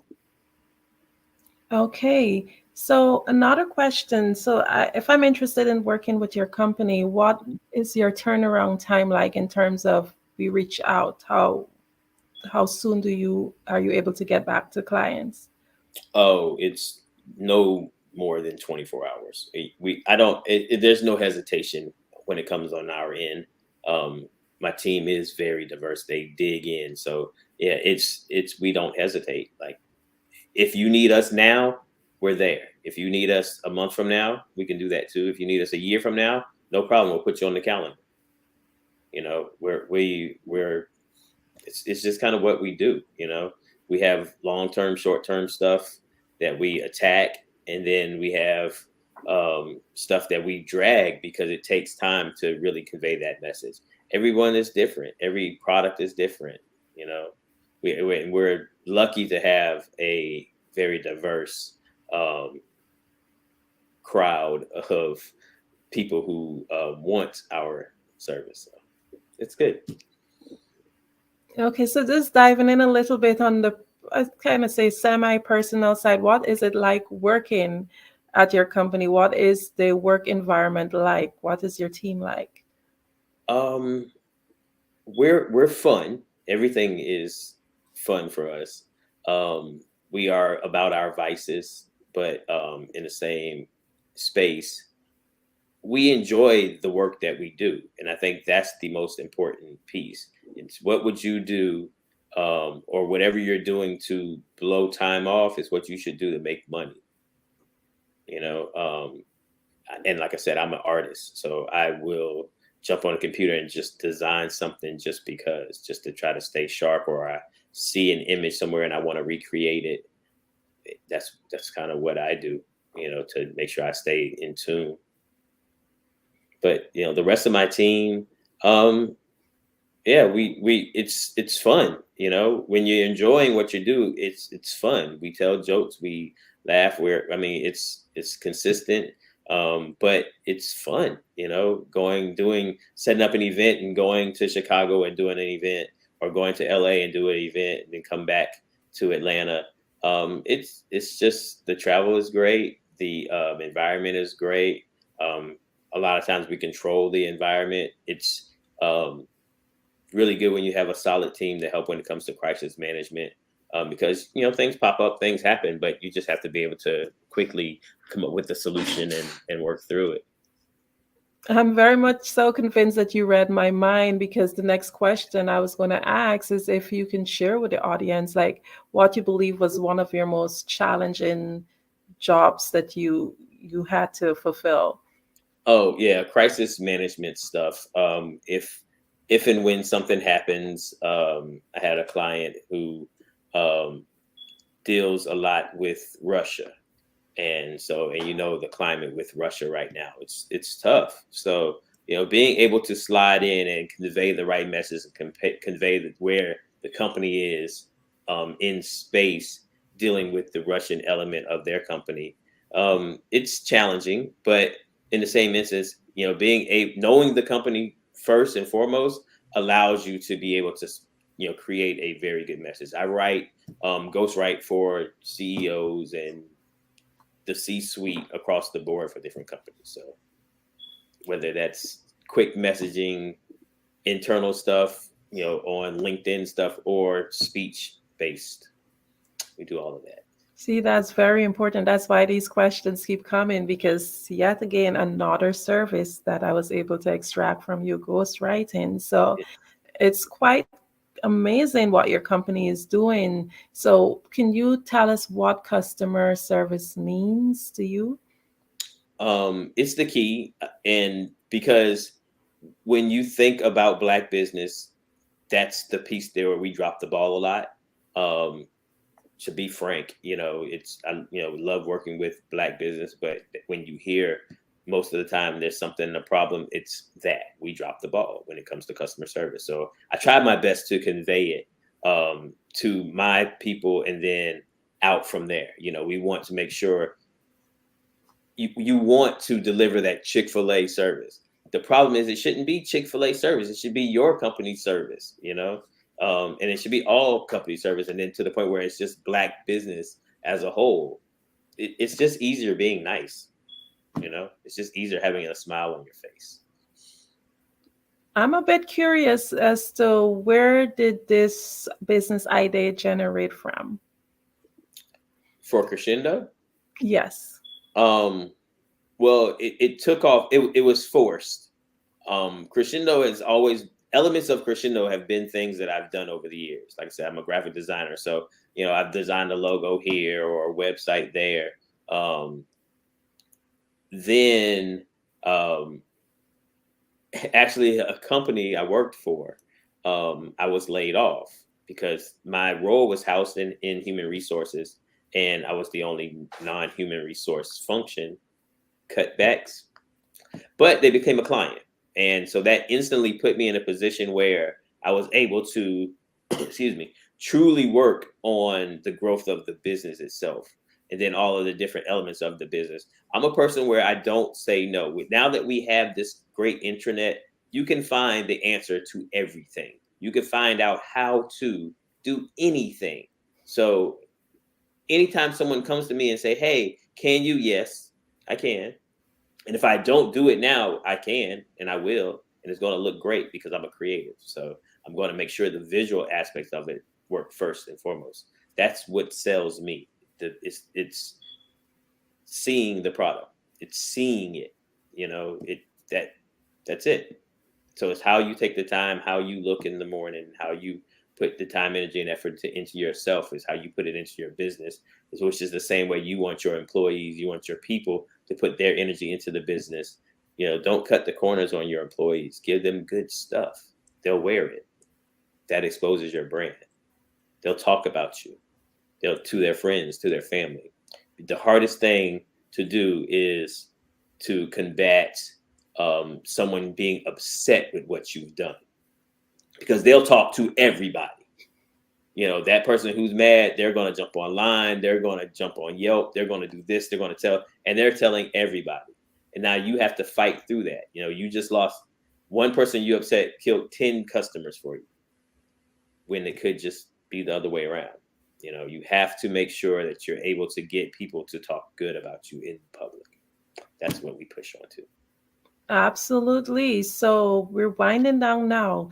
I just want you to share with the audience, what is it you would like to leave them with today?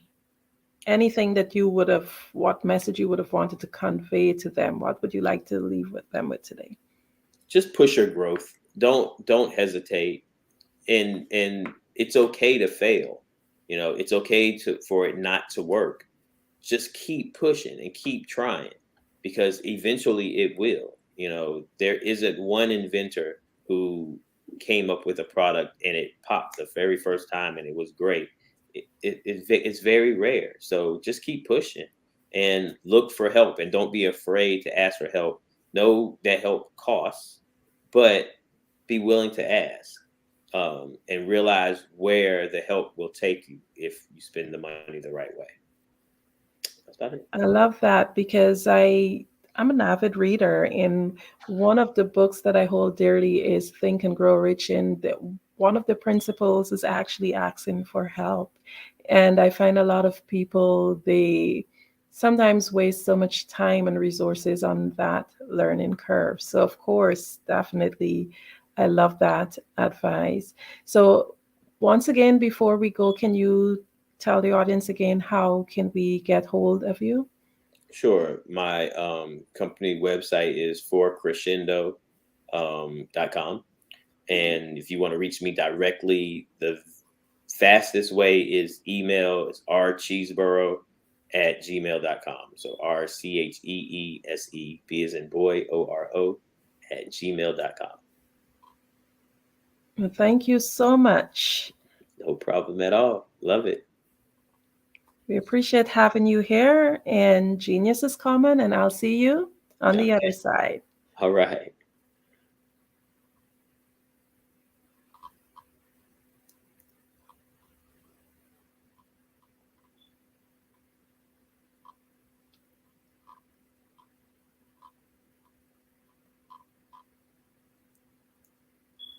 The Black Business Expo's mission is to raise funds for high school seniors going to college or K-12 entrepreneurs. This expo is a fundraiser for students. You may go to www.blackbusinessexpousa.com to donate to the scholarship fund, or use the Cash App BBXUSA. Our goal is to give laptops and up to $5,000 to 10 students. Students can register online at www.blackbusinessexpo.usa.com. blackbusinessexpousa.com. Every dollar counts, so we want to remind you to donate to the scholarship fund. We want to thank our Black Business Expo USA sponsors for October 2023. NC 100, First Atlantic Insurance Group, Moody Capital Partners, Suede Soul, 5-Star BDM Media, Hello LLC, Lotus Ridge Coaching and Training, Carolina, Virginia Minority Supplier Development Council, STEP Management, Barbara H. Smith, LLC, Margie McLean Foundation, Inc., Genius is Common, Earth Essentials, Milan Chennai Global, Executive Women's Success Institute, The Quality Coaching Company, Superwoman Business Services, Creative Force Studios, Lee Entertainment, Artistic App Design, Black Business Expo USA. Genius is common, and I'll see you on the other side.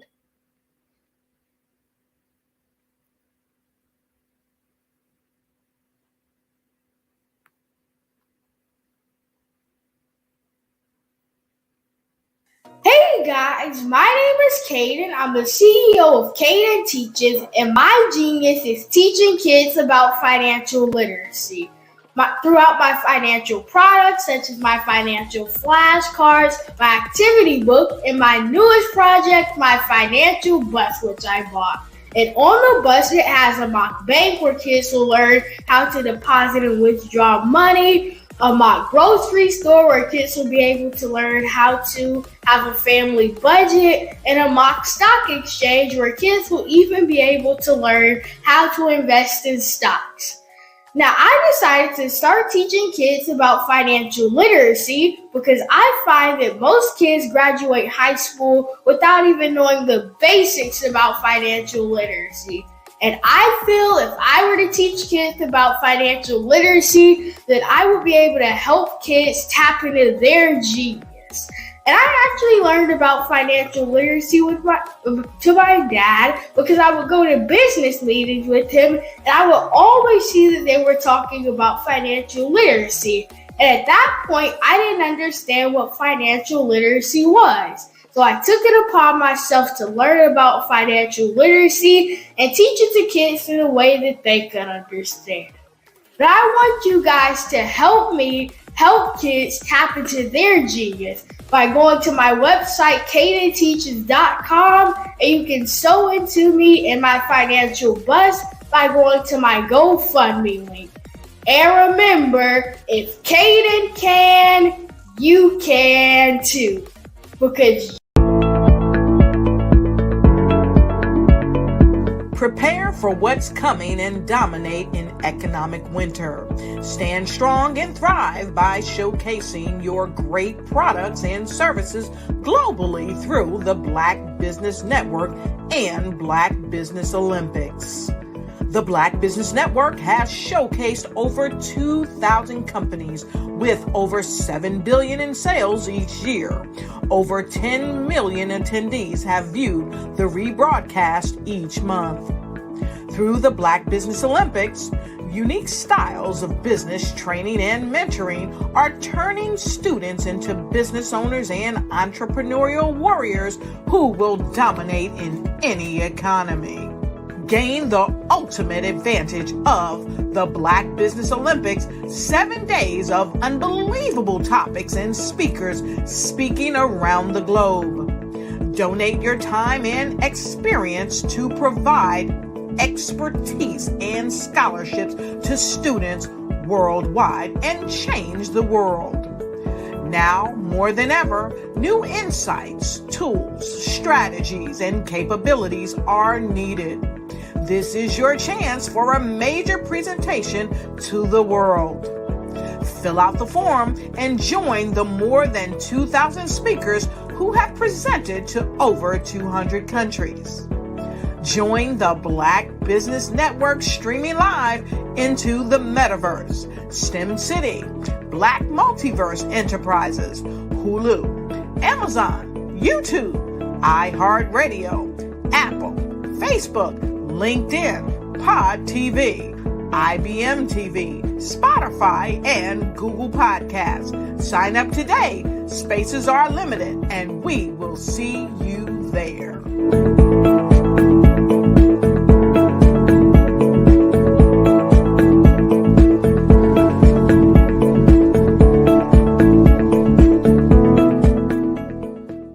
I'd like you to imagine with me, if you will, opening an app where you can collaborate with like-minded individuals from around the world, get inspiration and in-app tools to launch and grow your business, as well as share your knowledge and earn compensation, all in one app.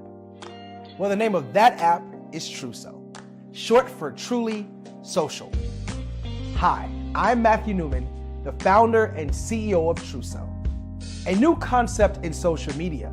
Truso is designed from the ground up to be a platform that's both social and empowering for all its users. How exactly do we do that? I'm glad you asked. First, Truso brings the world together via video. Psychologists assert that video provides a significantly more effective connection than audio only. When you enter a community on Truso, you're face to face. Second, on Truso, you don't have to have 1 million followers to monetize.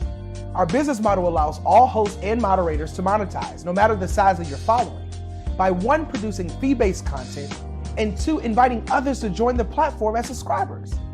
Even more, Truso has an in-app resource library with over 100 free resources, forms, and documents to help you build your brand and grow your business. Third, Truso is inclusive. The deaf and hard of hearing communities make up 360 million people worldwide. Unlike audio-only apps, Truso embraces this community, providing a networking platform that allows them to participate via video and closed captioning. We even have a deaf and hard of hearing foundation in the works as well. Fourth, Truso is both social and safe. We refer to Truso as a virtual extension of the beauty shop, barbershop, and brainchild of the community. A place where there's laughter, along with wisdom, growth-oriented conversation, and genuine connections in a safe space. Truso even has proprietary security to ensure we maintain a safe environment for everyone. Where are we at now? Truso is live, y'all. We've launched in beta, and we're acquiring users daily. We have an incredible development and marketing team, plus amazing celebrity influencers at the table, helping us spread the word around the globe, beginning within the African diaspora and beyond by creating a safe space for growth, connection, and collaboration. We're truly excited about Truso. We've created something special for which there is a global market. And we invite you to embark on this journey with us as a shareholder. The future for Truso is truly bright. Join us and let's go there together.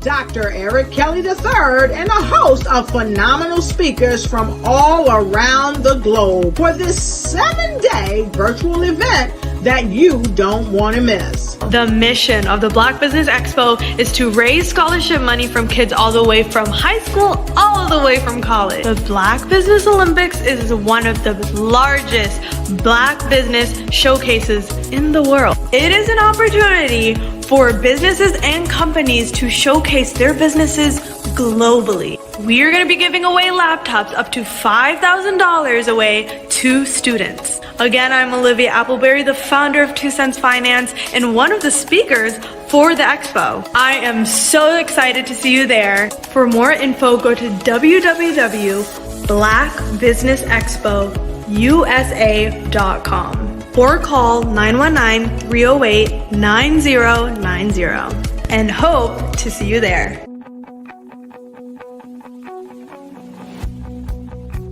I am Black business. From the moment I wake until the time I sleep. Yes, I am Black business. I am Black business. Tell me, are you Black business?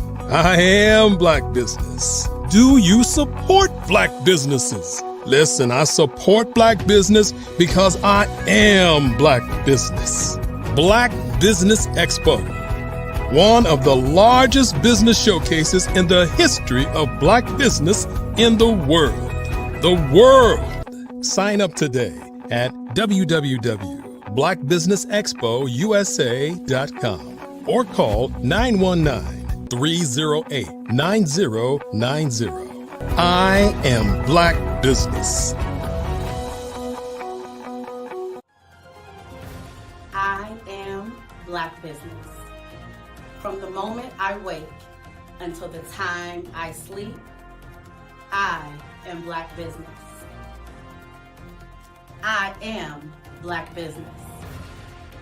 Are you Black business? I am Black business. Do you support Black businesses?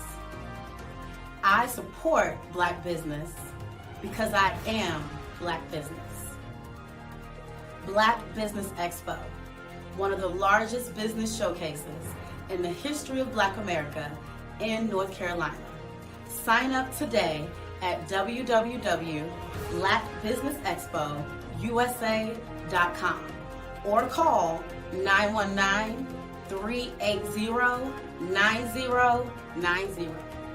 I am Black business.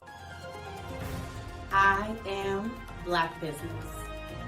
From the moment I wake until the time I sleep, I am Black business. I am Black business. Are you Black business? I am Black business. Do you support Black businesses? I support Black business because I am Black business. Black Business Expo, one of the largest business showcases in the history of Black America in North Carolina. Sign up today at www.blackbusinessexpousa.com or call 919-380-9090. I am Black business. I am Black business. From the moment I wake until the time I sleep, I am Black business. I am Black business. Are you Black business? I am Black business. Do you support Black businesses? I support Black business because I am Black business. Black Business Expo, one of the largest business showcases in the history of Black America in North Carolina. Sign up today. How many times have you been asked to help someone you didn't even know, a student, a business entrepreneur? Or did you ever even ask, where did they end up? That business, that friend, that entrepreneur. Well, just maybe they ended up in a gang, bankrupt, homeless, or worse, dead. Maybe they turned to crime, drugs, and alcohol. Did you ever wonder? Did you destroy their dream, or was your life always so easy? At the Black Business Olympics, we started a movement to help students complete, give them hope and foster success. Help them to leave their dreams of providing laptops, computers, and up to $5,000 in scholarship funds. Today, we ask you to help a student, a business owner, or an entrepreneur to realize their dreams by sponsoring them, supporting them, and buying from them. Consider this. With $1.6 trillion in our Black community, we only ask for a small donation for our students, our businesses, and our entrepreneurs. And you can change a life today. So I ask you, what are you going to do? Sit on the sideline and watch our students in high school be leaving, miss out on their dreams from lack of resources? Or are you going to donate to the movement and change their future and yours as well? Give us a call today at 919-308-9090. Change their life by investing with action to the Black Business Olympic Fund. The Black Business Olympics, one of the largest business showcases of Black business in the history of the world.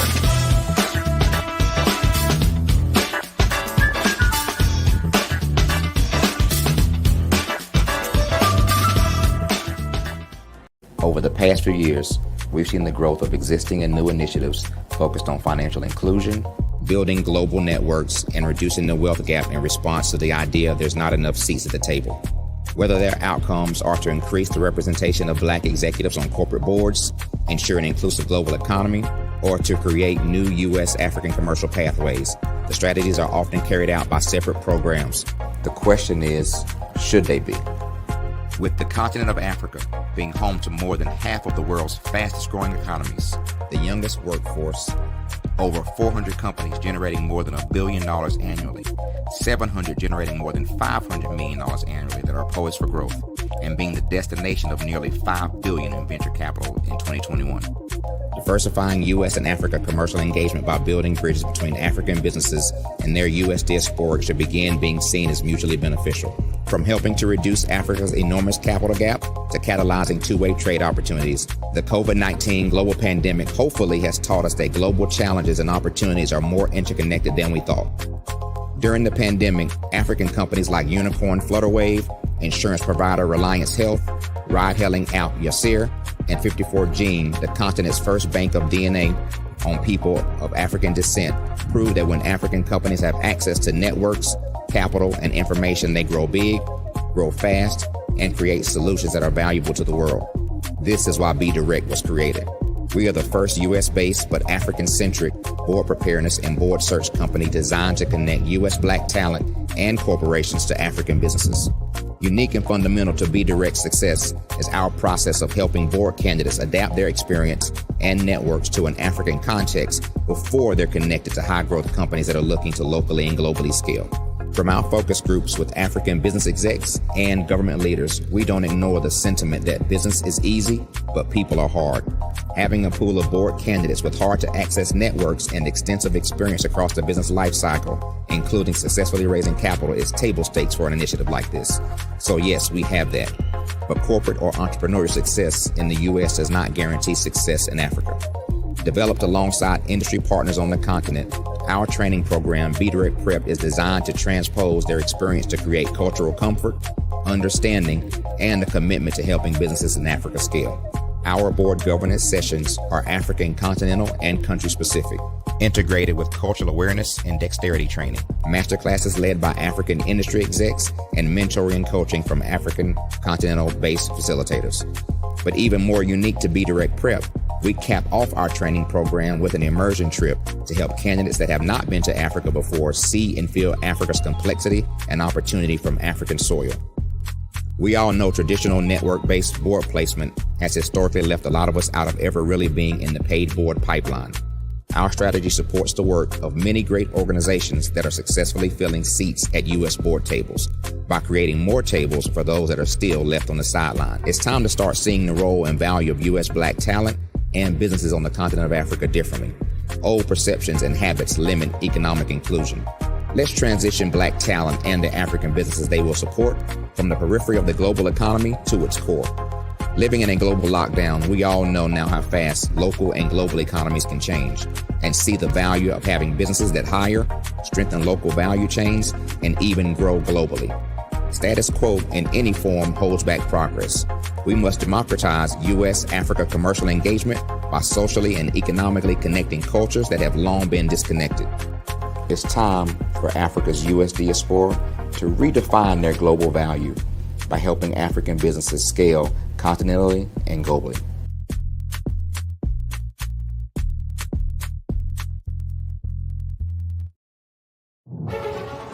In the heart of America, there are dreams waiting to be realized. Dreams of owning a home, creating a haven for families, and building a future.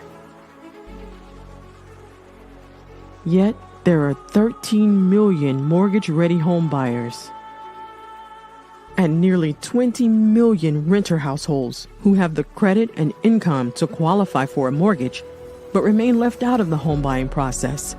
These potential home buyers are in urban and rural America, where dreams should flourish. The big banks, the giants of finance, have all exited the mortgage lending business, decreasing their lending footprints across America. They are no longer present and active in these communities. Instead of offering opportunities for home ownership, some of these banks have chosen a different path. They have decided to become mega landlords. They have chosen to invest billions of dollars in rental homes, leaving potential home buyers with fewer options and stuck in a cycle of renting without the chance to build equity and create a legacy for their families. Here is the shocking truth. A report issued by the Home Ownership Council of America revealed that if lenders were to step forward and serve this underserved market, they could conservatively increase their loan volume by $1.5 trillion. $1.5 trillion. This is a $1 trillion business opportunity, ripe for the taking.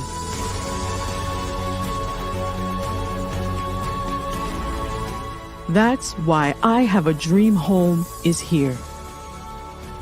We support the American dream of home ownership in urban and rural America. We believe in the power of social consciousness and the impact it can have on people's lives.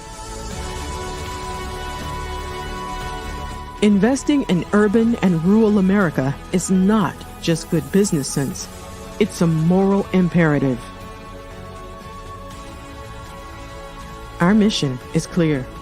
Become the go-to mortgage lender in these communities. Create a pathway to home ownership for all Americans, breaking the cycle of poverty by empowering families to build wealth, stabilizing our communities, and taking pride in our country. I Have a Dream Home. Unlocking dreams, transforming communities, and rewriting the story of American home ownership. For more information, scan the QR code or visit our website at www.ihaveadreamhome.gold.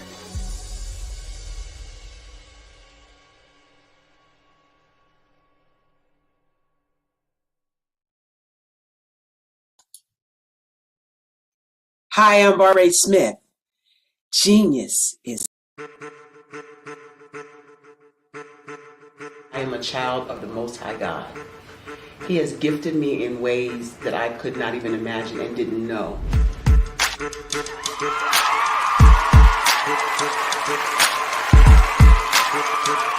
There was a time when I didn't know who I was.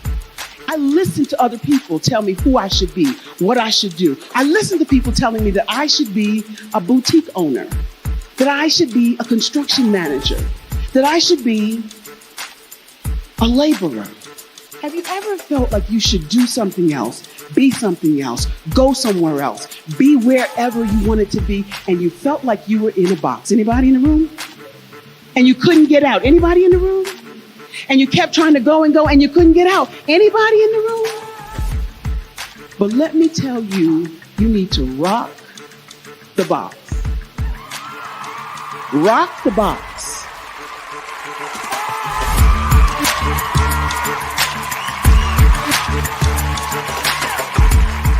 I am engaging, inspiring, and empowering.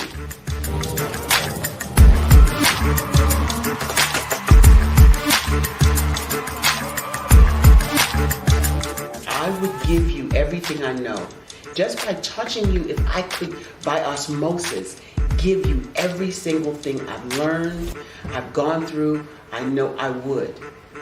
We know that's not possible, but as it is possible, I love to share information with people. Some of you out there, people have told you that you can't be, you can't have, you can't do.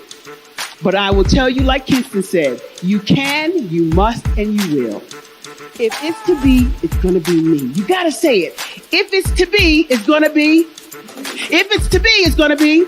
If it's to be, it's going to be.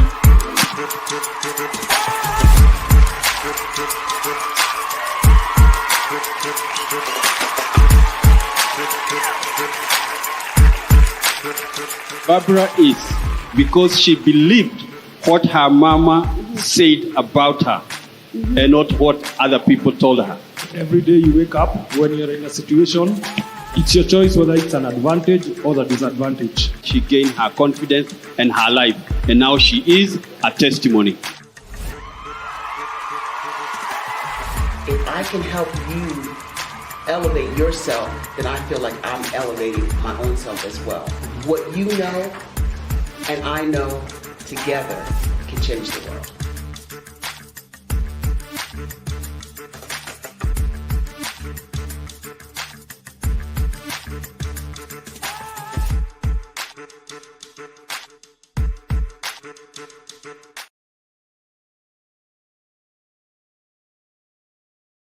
I'd like you to imagine with me, if you will, opening an app where you can collaborate with like-minded individuals from around the world, get inspiration and in-app tools to launch and grow your business, as well as share your knowledge and earn compensation, all in one app. Well, the name of that app is Truso, short for Truly Social. Hi, I'm Matthew Newman, the founder and CEO of Truso, a new concept in social media. Truso is designed from the ground up to be a platform that's both social and empowering for all its users. How exactly do we do that? I'm glad you asked. First, Truso brings the world together via video. Psychologists assert that video provides a significantly more effective connection than audio only. When you enter a community on Truso, you're face to face. Second, on Truso, you don't have to have 1 million followers to monetize. Our business model allows all hosts and moderators to monetize, no matter the size of your following, by 1, producing fee-based content, and 2, inviting others to join the platform as subscribers. Even more, Truso has an in-app resource library with over 100 free resources, forms, and documents to help you build your brand and grow your business. Third, Truso is inclusive. The deaf and hard of hearing communities make up 360 million people worldwide.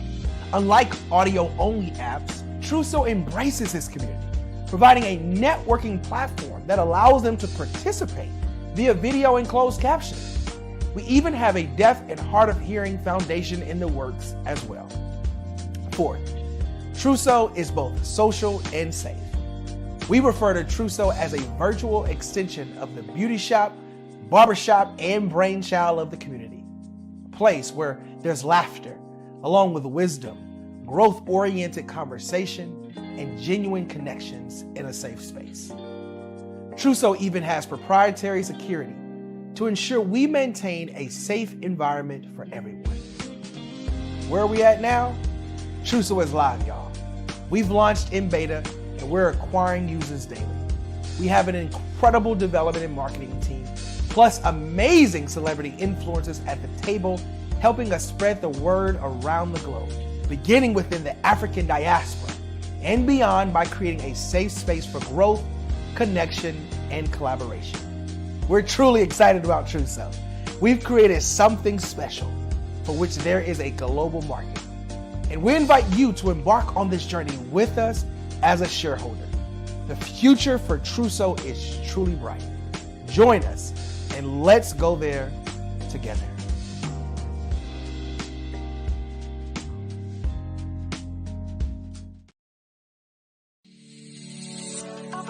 Did you know that our black dollar only lasts for 6 hours in our community?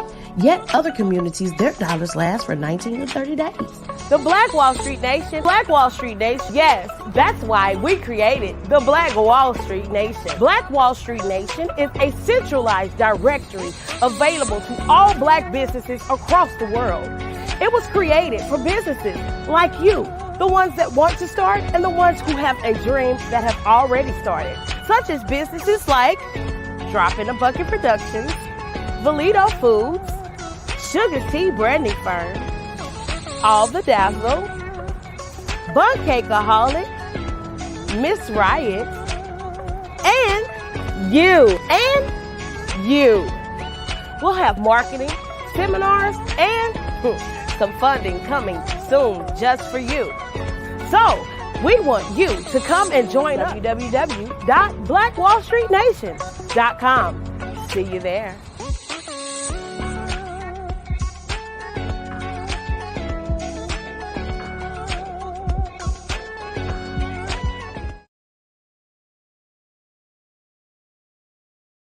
I was born in a little village on the island of Haiti. Many deadly diseases pounded me. It is as if they were on a mission to end my existence on this earth. I refused to give up. In 1983, I left Haiti and came to the United States of America. And I came with $5, 2 shirts. I didn't speak in English. I came to Atlanta. I got a job. I was a doorman. I was a doorman with a dream. What I used to do, I used to come on stage. I'd rehearse this moment that I'm standing in front of you. That's the power of a dream. Maybe today is the day you begin acting as if you already have it. And then step out with full force. Take a risk. No condition is permanent. Don't let your situation distract you. You are chosen. You are called. You are born for a purpose in this life.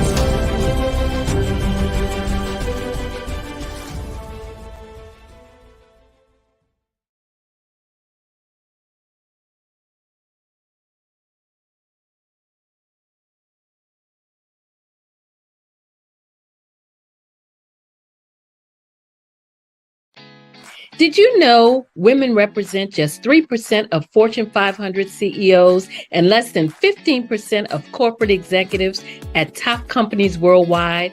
Have you wondered what the secrets are to getting into the top ranks, whether in the private or public sector?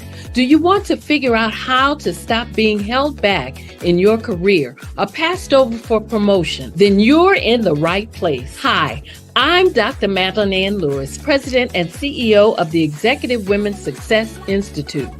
I have decades of experience in the military, the federal government, and corporate America, and my mission is to help women succeed and tap into their full potential.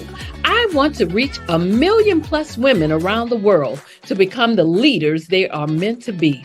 So if you want to move into a management or executive level position, or maybe you are a female veteran transitioning out of the military into business entrepreneurship, then reach out to the Executive Women's Success Institute at 301-693-3284. Let us get you on the fast track to success.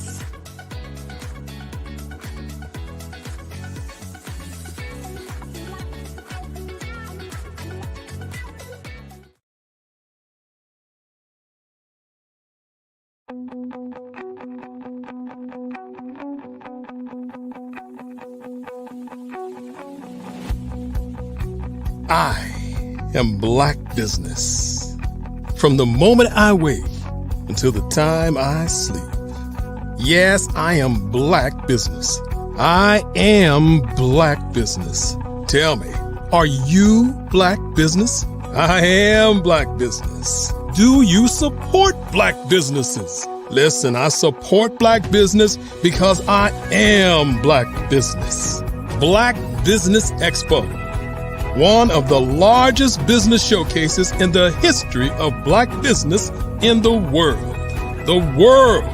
Sign up today at www.blackbusinessexpousa.com or call 919-308-9090. I am Black business.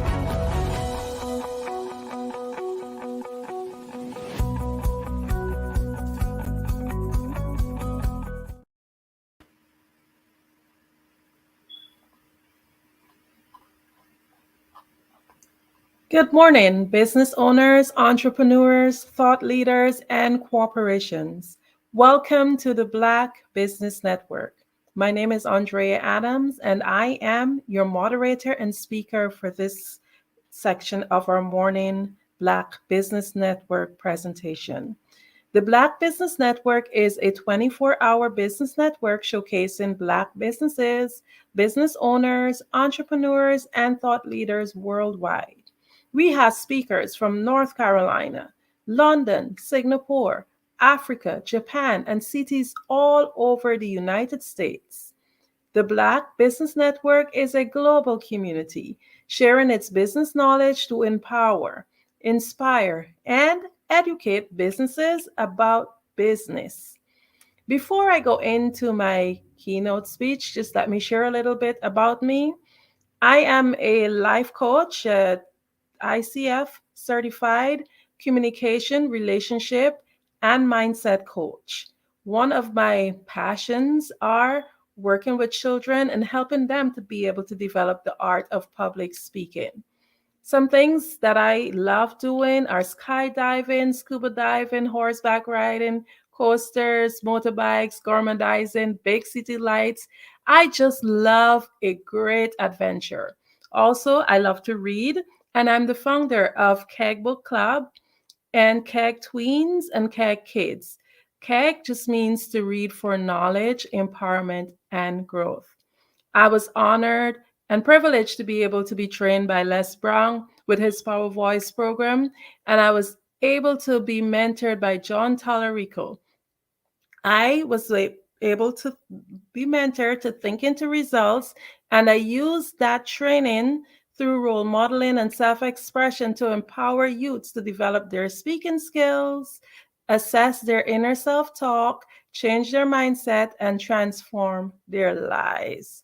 So, let me go straight into thinking into results and understanding what our thoughts are and how potent our thoughts are.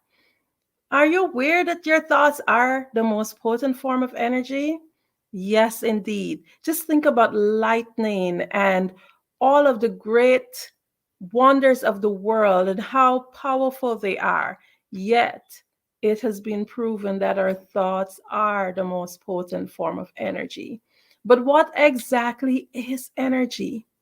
Energy has a wide capacity of meaning, so it's dependent on its concept. But one of the broadest and most simple definitions that I came across is called usable power. Energy has many forms, but greatly it cannot be created or destroyed. So let's try to understand this power that we have. We possess this potent power called energy. And just to get a better understanding about it, I'll tell you about our mind. Your mind is a center of divine creation. The center is responsible for whatever results that you are having now in your life. So, before I go on further, I will ask a question. I want you to think about this. Where is your mind located? I know many of you listening in here, the first thing you would think about is your brain. Most people automatically say that. However, the brain is part of your physical body, and the mind is the tool that we use to operate the physical body. You may be wondering, hey, as a business owner, why is it important, even as an individual, for me to understand all of this? Because where you are in your business, wherever you are in your life, it's all based on your creation, based on your ability to create the life that you want. So whatever it is that you're experiencing now, you create it. So if you can better understand your mind, then you can better create the optimum life that you want to live. So moving forward, our mind is energy. The mind is used to think. The brain is the transmitter. The mind cannot be physically touched because, again, it's energy. However, in order to understand how the mind works, I want to paint a picture. Your mind functions on many levels, but for today, we will just look at two. Just take out a piece of paper and draw a stick person. Make a big circle. We can use that to represent the head. Don't add any details like eyes and nose or whatever. We're just doing basics here. Then we will use the circle, that big circle, to represent the mind. Now draw an even line throughout that circle. I hope you guys are having the picture I'm trying to paint. It should look like a pizza, perfectly divided in two. Label one side as conscious and the other side as subconscious. That will represent your mind. And I will explain that a little bit more. So our body is the instrument. So our mind thinks and creates, and our body is the instrument that allows that to happen, whatever it is that we conceive. So the conscious mind is the thinking mind. Back to that figure, which is divided into conscious and subconscious. The conscious mind being the thinking mind, the educated mind, while the subconscious mind is the emotional mind. The conscious mind receives information from the outside world through its 5 sensory factors. I'm sure you guessed it: sight, sound, smell, taste, and touch. Unfortunately, most people only live through these senses, and we are much more than these senses. These are just an addition to the greatness that we are. The subconscious mind only does what is impressed upon it. It does not question anything. The subconscious mind creates whatever picture is painted. Just think about the stuff that you would have gained in life, all your achievements. At one point, everything happens twice. At one point, you would have had a picture of what you wanted, and then you would have created it. The conscious mind is where we gather the information, but it's not the part that controls the body. The conscious mind thinks, and the subconscious mind executes whatever is impressed upon it, and it expresses itself through the body. I know it's a lot, so just let's do a little recap, because that's a lot of information to just pour into your mind, especially if you're hearing this concept for the first time. So energy is usable power, and your thoughts are the most potent form of energy. Repeat that. My thoughts are the most potent form of energy. I want you to let that sink in and sit on your heart, because if you understand the power you hold by just thinking positively, thinking of what you want, assuming the feeling of the wish fulfilled, then you will understand that you are limitless potential. We need to understand that our mind has to be in the right place for us to be able to function and be successful, to gain whatever business it is that we want to achieve, whatever business that you want to form. You have to, first of all, be there in the right place in your mind. Your mind is a center of divine creation. And I could have said that it is the center of divine creation, but the is definitive. And there's not one center. Each and every one of you who are all listening, you are limitless potential with a center of divine creation. So again, remember that your mind is divided into conscious and subconscious. So you would have heard me mention earlier, okay, I was trained by John Tallarico through Bob Proctor program to think into results. But how do you think into results? It's pretty simple. Whatever it is you want to achieve, begin with the end in mind. So in order to understand how to master this, our thoughts, you must first understand the process. You must first conceptualize the idea that your mind is a center of divine creation. Each and every one of you have your own headquarters. Each and every one of you are a CEO of your own headquarters. You are the boss in your own divine operation.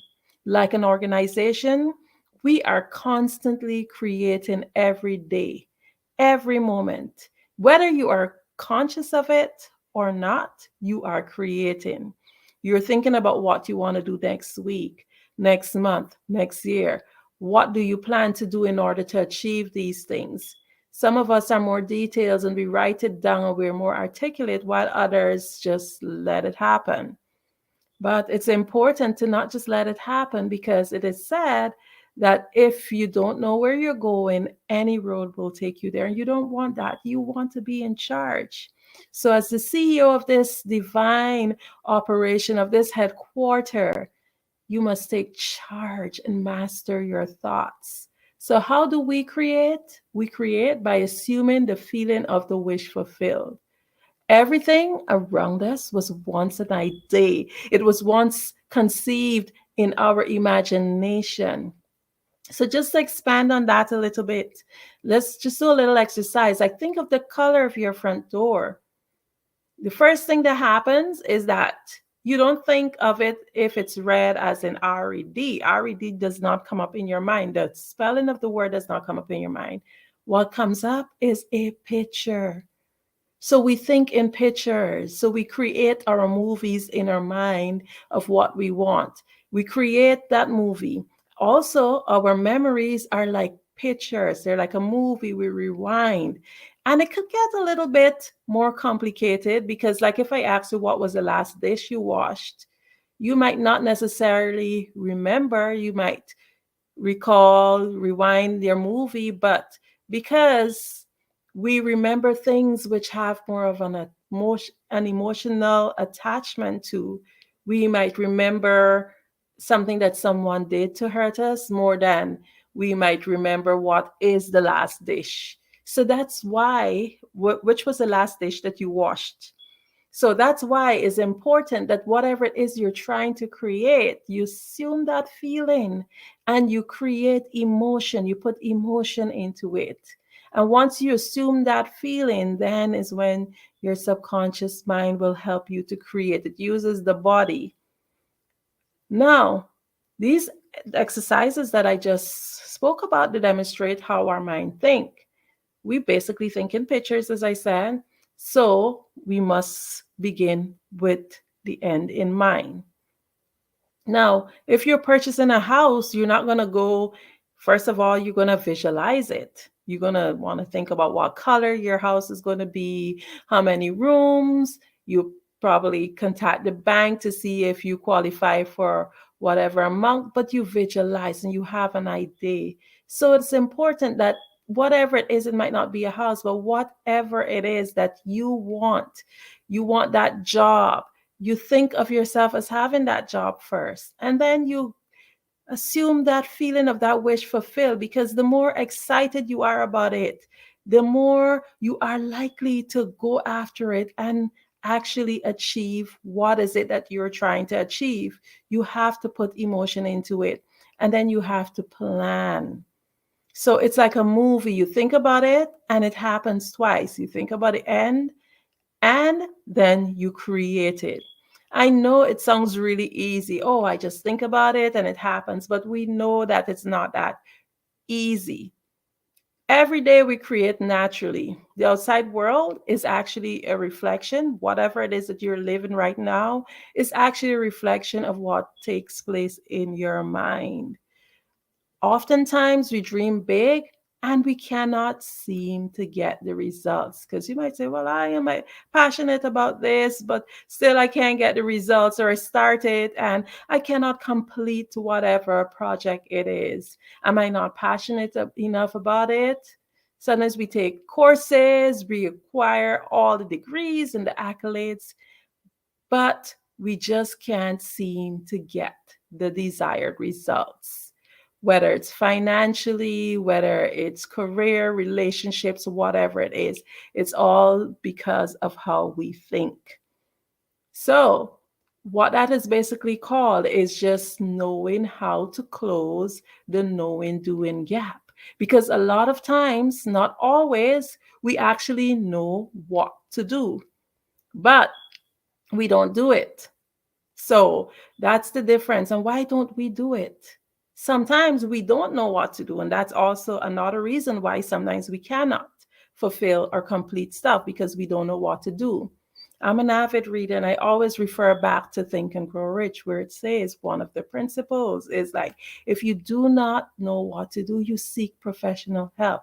A lot of us, we want to skimp and cut corners, and we end up losing more. So if you don't know what to do, find somebody who's done it, a mentor.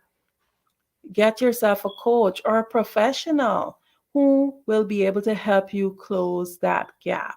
So if your issue is not knowing, then you have no excuse. There's somebody out there who have done it, because there's nothing new under the sun. So say we do know, but you still can't get the results. So why is it so hard? In order to get the results we need to get to the core issue. What is stopping us?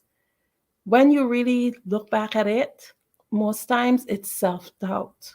It's indecision. It's poor self-image, paradigms and terror barriers, all these things that sabotages us. So indecision causes disintegration, and I'm sure many of you would have heard that. It's just a basic law of the universe. You either have to create or disintegrate. There's no other way. And that's why I love the laws of the universe, because it does not matter what gender or race, it just follows for everyone. It's like principles, it's a law. You can either create or disintegrate. So if you're not being decisive, that means that you're disintegrating. We just need to get mad sometimes and just do it. Many times, self-doubt is our major saboteur. It's like we know how to do it, but we are afraid. We just can't make that decision. We just don't do it. Nike, just do it. So again, as I said, if you don't know what to do, you find people and resources who will be able to help you. If you know what to do, don't doubt yourself, just do it. Then another big thing is poor self-image. What is the story of yourself that you have told yourself?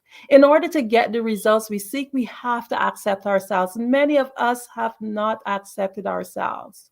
We are so hard on ourselves with mistakes that we would have made. We are ashamed of decisions that we would have made, not realizing that everybody have their own burdens that they live with. The only reason why it is so much for you is because you have focused on it. They say wherever focus go, energy flows. Wherever you focus, that's what becomes big. So you can't focus your energy on stuff that are negative, because then it will turn into a big sore. And when you really ask yourself sometimes things that you remember that were so bad, you might ask someone, they were like, oh no, that was nothing. So stop being so hard on yourself. Stop living from a victim perspective. That is one of the main saboteurs of not being able to see your results. The poor me syndrome. The self-image of you is how you perceive yourself, and it builds up and it gets worse because we magnify these stories. And you know, for example, it might have been something small and we make it into a much bigger thing. Or like, it was so embarrassing. Everybody that was there, mind you, it was 2 or 3 persons. So anybody listening might think, oh my goodness, it was an entire village or a stadium. No, we caused this on ourselves. So self-image should be positive. Forgive yourself. Get rid of those garbage thoughts, those negative thinking. Okay? So, next thing that we have is terror barriers. Terror barriers are basically challenges based on our unconscious fears. A lot of it often erupts when we're working towards our goal and our vision. And it's really an illusion.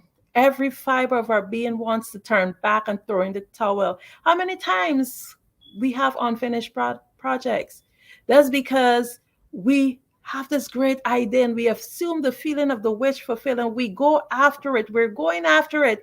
And then all of a sudden, we have this thought that comes in, oh, I can't do this because of that reason or this reason. Or something happens and you go, oh, this is a sign. Maybe I shouldn't have done this. No, you have to push through. Terror barriers are illusions. Normally, our subconscious mind is just always working on ways to keep us safe and out of potential harm. So it's natural. It's a good thing, but yet it can work against us. So we have to master our thoughts and learn the art of overcoming these things. Do not allow old conditioning and beliefs to stop you from performing new acts in an efficient and effective manner. Terror barrier is basically that feeling of anxiety, that thing that we get in our stomach whenever we're about to start something new. So just get over it. So I've spoken about the paradigms and the terror barriers and self-doubt and indecision. These are all things that keep us from being able to achieve that which we want to achieve. It's the thing that stops us from getting to the next level. So my question to you is, now that you know what the issues are, you understand that you are in charge of your future. You are responsible for whatever reality that you have now. And you understand that these paradigms and terror barriers, they're all illusions. They're all just there to stop you from getting to that next level. You understand the problem. So my encouragement to you is to step forward and ensure that you just overcome it, kick them out. Remember, the only way to see the labels on the box is to be on the outside of the box. Do not put yourself in a box. Understand that you are limitless potential. Do you understand what that means?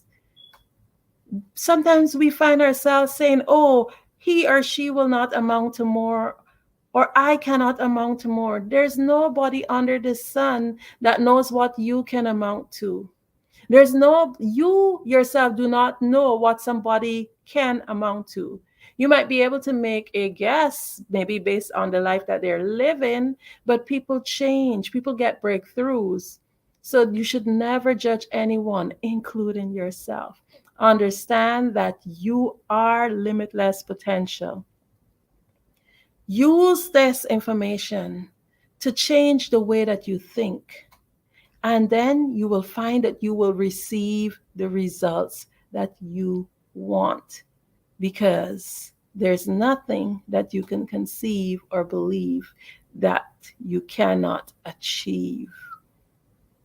My name, again, is Andrea Adams. I am a communication, mindset, and relationship coach. I'm the founder of Adornomy LLC, Global Kids Speak, Ramos LLC. And if you would love to work with me in terms of coaching, I am a certified international certified coach, accredited coach. And if you want to learn a little bit more about breaking paradigms and improving your mindset, and you would love to work with me, you can just check my link on Linktree, Adornomy. And if you have any questions, just feel free to reach out and make an appointment. Thank you so much. And it was indeed an honor to be able to share this with you on the Black Business Network this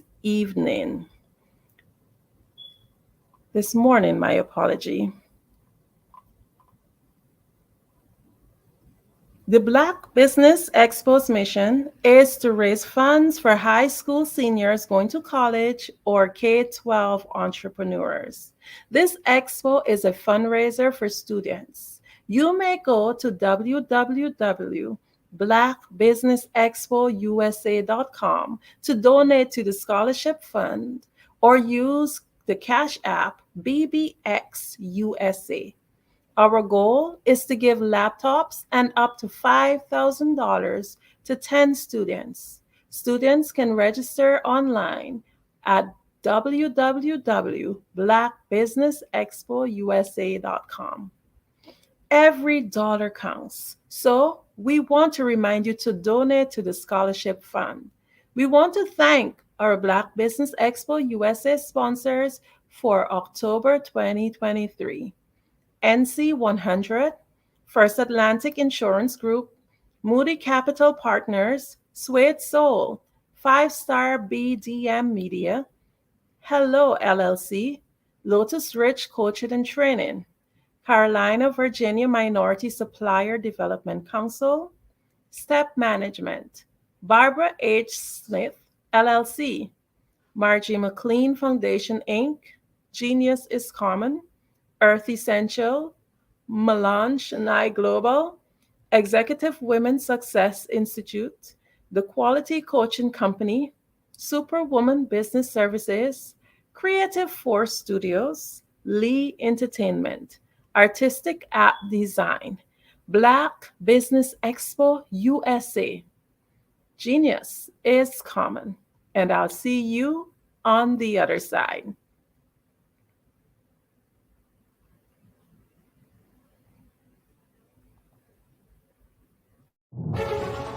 In the heart of America, there are dreams waiting to be realized. Dreams of owning a home, creating a haven for families, and building a future. Yet, there are 13 million mortgage-ready home buyers and nearly 20 million renter households who have the credit and income to qualify for a mortgage but remain left out of the home buying process. These potential home buyers are in urban and rural America, where dreams should flourish.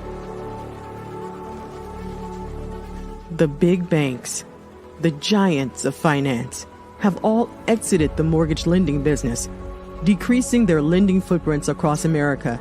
They are no longer present and active in these communities. Instead of offering opportunities for home ownership, some of these banks have chosen a different path. They have decided to become mega landlords.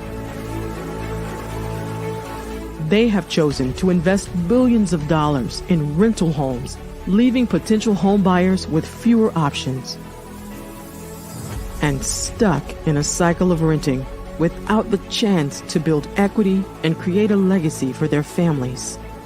Here is the shocking truth. A report issued by the Home Ownership Council of America revealed that if lenders were to step forward and serve this underserved market, they could conservatively increase their loan volume by $1.5 trillion. $1.5 trillion.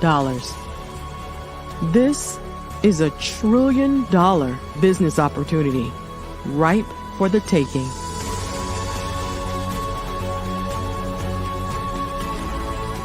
That's why I Have a Dream Home is here. We support the American dream of home ownership in urban and rural America. We believe in the power of social consciousness and the impact it can have on people's lives. Investing in urban and rural America is not just good business sense. It's a moral imperative.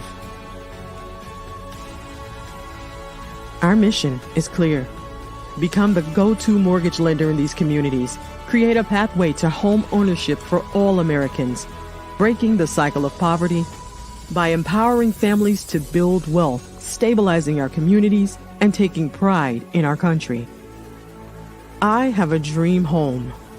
Unlocking dreams, transforming communities, and rewriting the story of American home ownership. For more information, scan the QR code or visit our website at www.ihaveadreamhome.gold.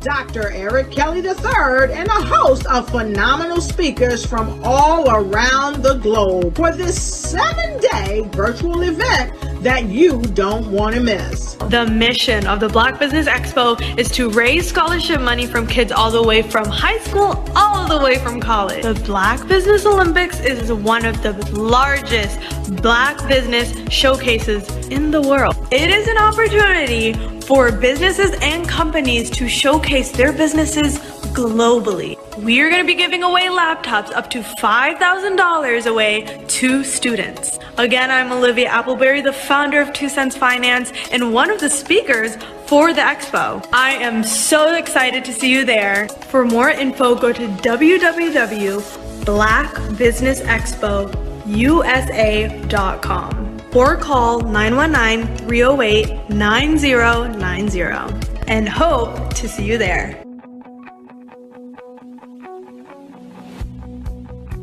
I am Black business. From the moment I wake until the time I sleep. Yes, I am Black business. I am Black business. Tell me, are you Black business? I am Black business. Do you support Black businesses? Listen, I support Black business because I am Black business. Black Business Expo, one of the largest business showcases in the history of Black business in the world. The world! Sign up today at www.blackbusinessexpousa.com or call 919-308-9090. I am Black business. I am Black business. From the moment I wake until the time I sleep, I am Black business. I am Black business. Are you Black business? I am Black business. Do you support Black businesses? I support Black business because I am Black business. Black Business Expo, one of the largest business showcases in the history of Black America in North Carolina. Sign up today at www.blackbusinessexpousa.com or call 919-380-9090. I am Black business. I am Black business. From the moment I wake until the time I sleep, I am Black business. I am Black business. Are you Black business? I am Black business. Do you support Black businesses? I support Black business because I am Black business. Black Business Expo, one of the largest business showcases in the history of Black America in North Carolina. Sign up today at www.blackbusinessexpousa.com or call 919-380-9090. I am Black Business. I am Black Business.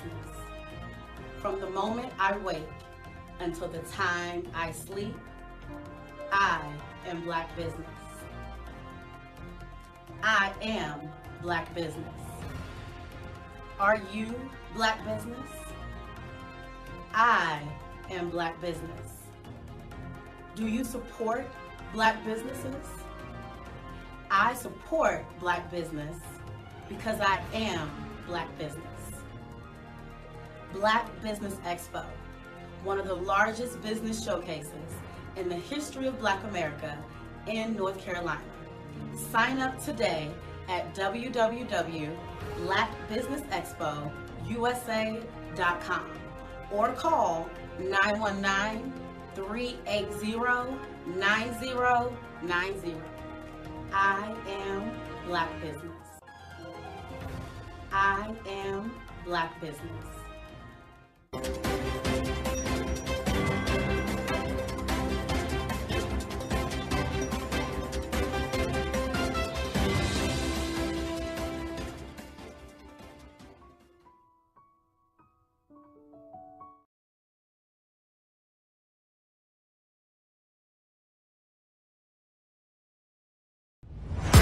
Social media is evolving. It's more vibrant, more colorful, more energetic, and so are you. It's not just photos anymore.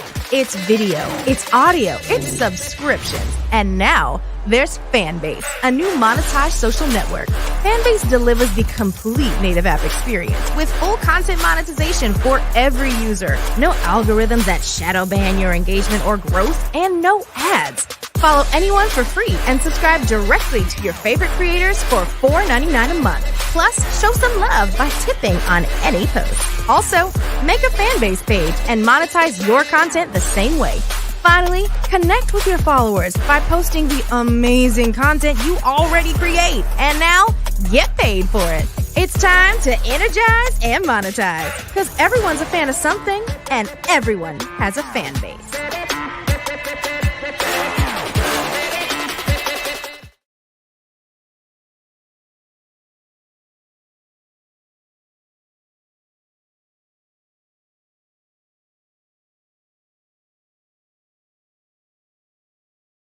Hello, I am Dr. Eric Kelly III, the visionary strategist and founder of the Black Business Olympics. I invite you to showcase your Black-owned businesses on the Black Business Network global stage. The Black Business Olympics is a global Black Business Network platform that propels Black-owned businesses into the international spotlight. By showcasing your business on the Black Business Olympics platform, you can reach a worldwide audience of potential customers, partners, and investors. You can also establish yourself as a thought leader and expert in your field, attract lucrative partnerships, and more speaking engagements. In addition, the Black Business Olympics platform provides a valuable opportunity to connect and collaborate with like-minded entrepreneurs and business professionals from around the world. This can lead to new business opportunities, ideas, and relationships. Finally, by sharing your story and expertise on the Black Business Olympics platform, you can inspire and empower others. This is a powerful way to make a positive impact on the world and leave a lasting legacy. If you are a Black-owned business owner, I encourage you to seize the opportunity to showcase your business on the Black Business Olympics platform. It is a once-in-a-lifetime opportunity to make an indelible mark on the world. Be one of the 1,000 visionary entrepreneurs who are changing students' lives, shaping industries, and leaving an unforgettable legacy for their families. Unleash your voice on our global stage and watch your business thrive. Black Business Olympics is one of the largest black business showcases in the history of black business in the world. Yes, the entire world. Just give me a call today at 919-308-9090.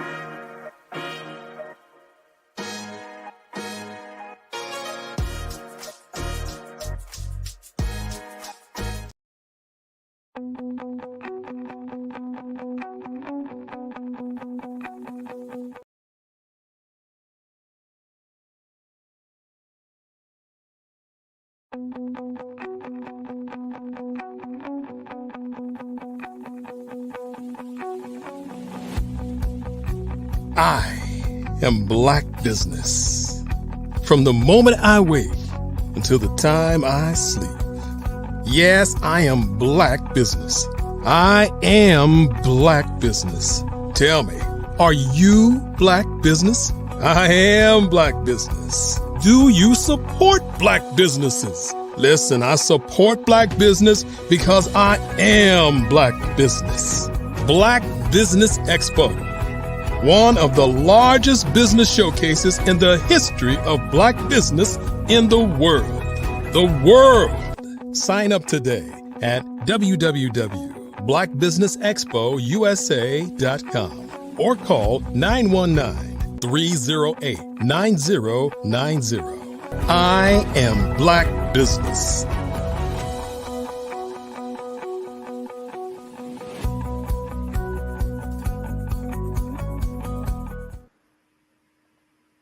Good morning, business owners, entrepreneurs, thought leaders, and corporations. Welcome to the Black Business Network. My name is Andrea Adams, and I am your business moderator for this morning on the Black Business Network. The Black Business Network is a 24-hour business network showcasing Black businesses, business owners, entrepreneurs, and thought leaders worldwide. We have speakers from North Carolina, London, Singapore, Africa, Japan, and cities all over the United States. The Black Business Network is a global community sharing its business knowledge to empower, inspire, and educate businesses about business. I am honored to present to you our next speaker for this morning, Merrill Holloway.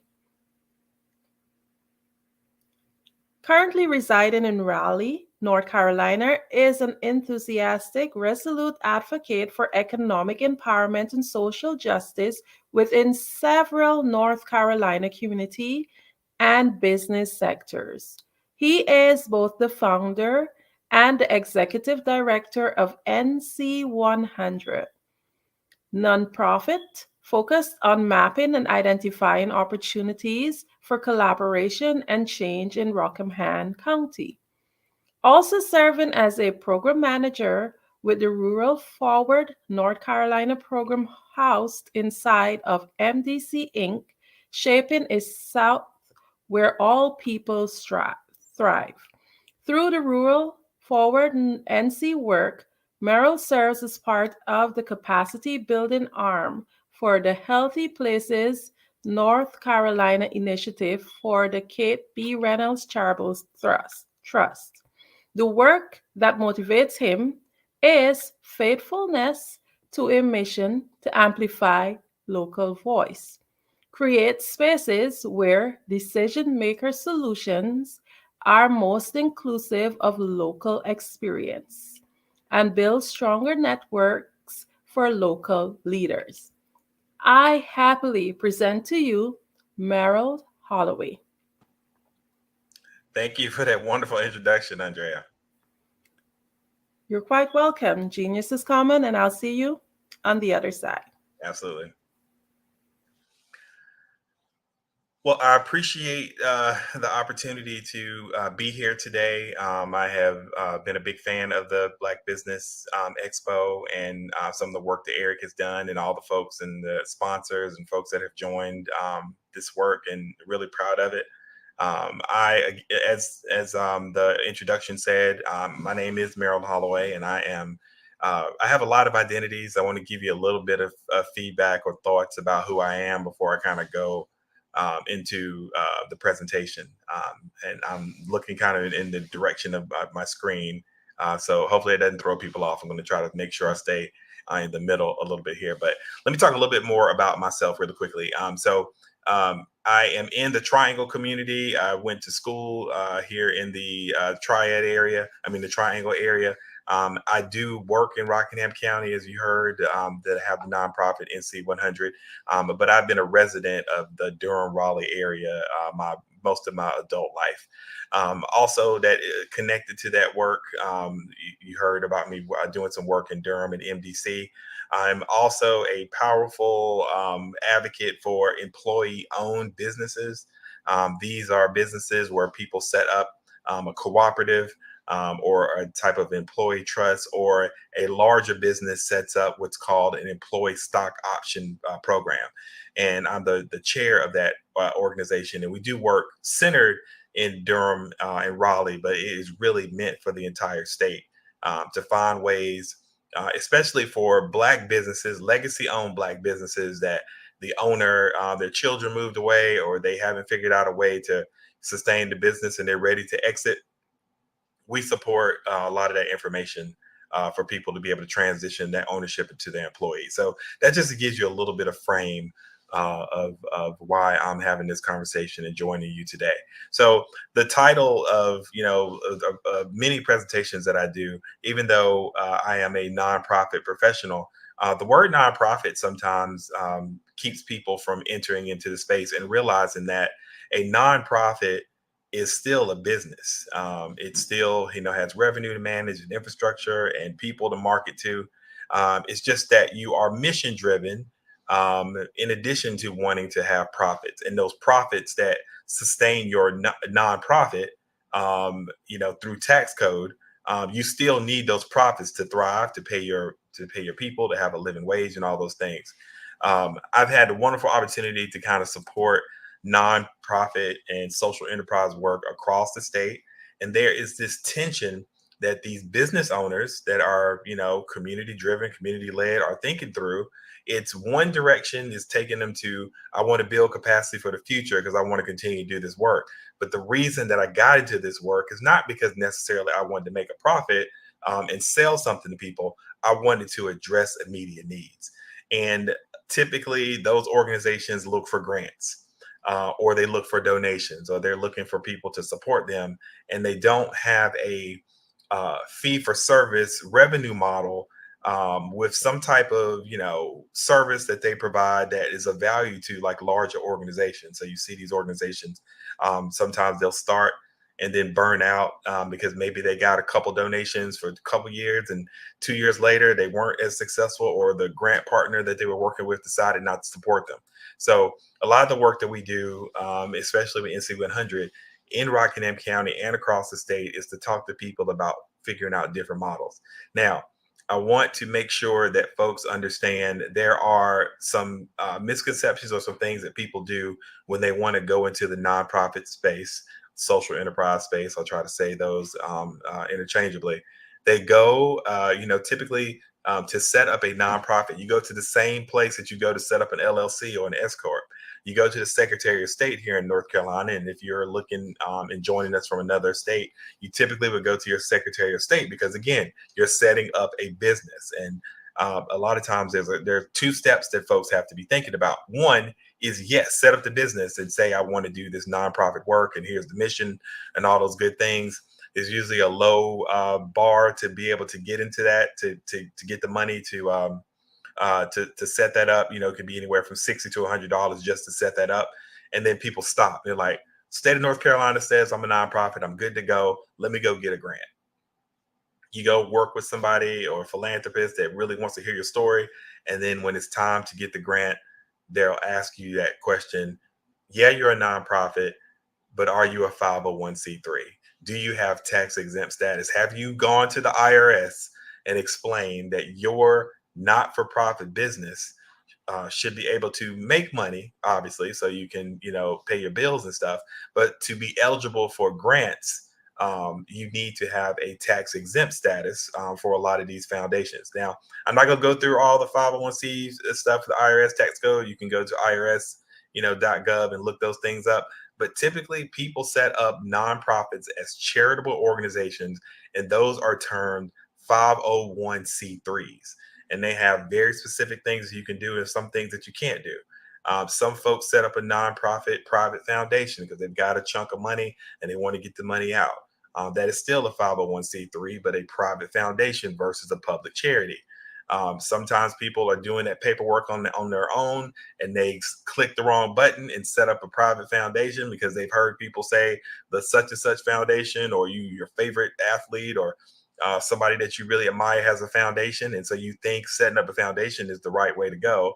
And if you are a public charity that wants to be able to take in grant funds, that private foundation status is not going to help you. It actually will take you several years to get out of. So make sure if you are starting a not-for-profit social enterprise entity that you are making sure, if you're working with someone, that they are setting you up as a public charity if you want to be able to get money out and to be able to receive money. There are other classifications that I won't go into, but just make sure you know what's going on. Popular things that we hear from funders, if you are working with folks in philanthropy, at foundations or at the corporate level, you hear a few things. Your social enterprise nonprofit needs to have a program that drives your mission. We need to know what your programs are. You need funding to support those programs. You need networks to support the funding and the programs. And then your leadership has to understand and support all those things above. So foundations, folks that are, trying to make sure that those funds are getting out to the most people. They want to see that you have clearly articulated programs. They want to see that you have sustainable funding, all the while you're asking them for money. And then they want to kind of know what your networks are. So those are some of the things to kind of be thinking about. Other things for folks who are watching and listening and have started a nonprofit or thinking about starting a nonprofit, or I guess it's the folks who have started a nonprofit and kind of looking for funding outside of donations and those type of things, or in-kind gifts. Here's just a few things I just want to make sure that you kind of know to kind of think about. When you go talk to people, whether it is somebody that has a lot of money that you may want to donate that money or give you the money, or if you want to go to a philanthropy partner, someone who is a grant maker, a lot of times they like to see that you have some financials. Now, if they're not super solid, you need to figure out and get a coach to make sure that they're clear at the very least. They don't have to be super intricate, but you need to have some solid idea of the money that's coming in, the money that's going out, and some forecasting. Hopefully you've got 2 years worth of financials to share. Hopefully you got the financials that are current for your fiscal year that you're in now. And then what are you looking at and projecting out for 2 years past that? So you're looking at 5 years of, if you have it, or if you've been doing the work long enough, they want to see a little bit of like what's happened in the past, where are you today, and then where you see yourself going. You have to be very clear about what you need to maintain to expand the programs that you want to do. If you don't have enough funding to do it, then you need to be really thoughtful about that and be really clear and transparent about it. Think about 3 or 4 other organizations, other nonprofits, other social enterprises that you really like. Look at their websites. Think about what they do. Write down all the things that impress you about that organization, and you'll be surprised how many of those things you'll put your own spin in when you create your own model. If you are in a nonprofit right now and you are struggling to get funding, think about, we're at the end of 2023. A lot of times there are corporate places, that Food Lions, Walmart. If there is a plant, Nestle or whatever it is in your town that has some corporate philanthropies, start asking these businesses, if you have some relationships with for-profit businesses, do they have a foundation that does any philanthropic work? Set a funding goal for the end of the year. Let's say that you think it's perfectly realistic to raise $2,500 before the end of the year.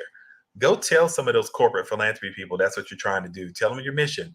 Talk to your board. Talk to the people in the community. See if they can help you with $5, $6, $10, whatever it is. If you can get, 100 different gifts of $1 to $2, $4, $5, that's 100 more people that know about your organization and will spread the word. And you never know what money may come from that. If you have board members and you are working in a social enterprise and you have board members, let's say you have 10 board members, See if you can get those 10 board members to talk to 10 people to make some type of contribution. It doesn't matter how much it is. The goal is to get the word out and to let people know the value of your organization, because you never know when somebody is talking really great about you and you're not in the room. Next thing I want to say, and I will try to zoom through this as quickly as possible and not bore you guys, and I definitely have slides and information I can share in the future, or right after this. But another thing that struggles that we see with some of our nonprofit social enterprise partners are 5 key things that I want to lift up and talk a little bit about some of them. Leadership. People get burned out. You can't do this work alone. You're not going to be successful doing this work alone. It can't just be your baby. A nonprofit really belongs to a group of people. It doesn't really belong to one person. And it can't be, at least I would recommend it can't be one person's vision. It should be a community's vision. So succession planning is really important. You're going to do the work for as long as you can, and then somebody should be ready to step in to pick you up and to support you so you don't take on all this on your own. You got to be thoughtful about your communications and marketing. Every business has a budget or is thinking about a budget to do communications and marketing. It doesn't make sense for you to have a not-for-profit organization and not have money set aside for communications and marketing. How can you get the word out? If you do run into some income, the way to sustain that might be dedicating some of that income to making sure your website is robust, that you have a newsletter, all those things. Make sure your back office operations look good. If you if you belong to a church, if you have a value mentor that can help you with that, if your board members have particular expertise, you've got to get your back office operations straight. The last thing that's connected to that back office operations is thinking about financial health and sustainability, which I'll talk a little bit more about. At NC100, we really feel that we are doing social enterprise for impact. We've got a small but mighty team. In Rockingham County, we did some analysis over the last few years, and we were looking at the value of Black-owned businesses, whether they were nonprofit or for-profit organizations. And we were looking in our county, and we saw a huge disparity between the businesses that were owned and operated by folks who identify as white versus the ones that of all the businesses of color, and in particularly Black ones, were falling behind. So a white-owned business, the average value is about $366,000 in Rockingham County. In the United States, the average value of a white-owned business is about $670,000. When you look at all businesses of people who don't identify as white in the United States, the average value of the business is about $180,000, $190,000. In Rockingham County, not too far behind, the average business worth of a business, if you put all folks that don't identify as white together, it's about 150 versus 370, which I said for white-owned businesses. There's a lot of reasons for that, historical, economical, and all those things. But when you carve it out and look at the value of the average Black-owned business in Rockingham County, $73,000, which is very in line with what the number is in the United States. The average value of a Black-owned business in the United States is $74,000, as opposed to businesses that are owned by folks in the mainstream, which is almost $700,000. And a lot of reasons for that, which I'm sure we have talked about in different sessions. Our team at NC100 has a whole bunch of different talents. There are folks who are very business operated inclined, like myself, and but also with this social entrepreneurship and the social change model. We have folks that are interested in programs and kids and trying to help people with services. We have folks that are interested in our communities where English is not the primary language. We made it a priority to make sure that we have staff that are bilingual, that particularly speak in Spanish. And then we also have staff who are in that Generation Z space, age, to kind of relate, because we've got to take the best ideas from our Gen Zs to the millennials who are in their 40s now, and a Gen X person like me who's approaching 50, things like that.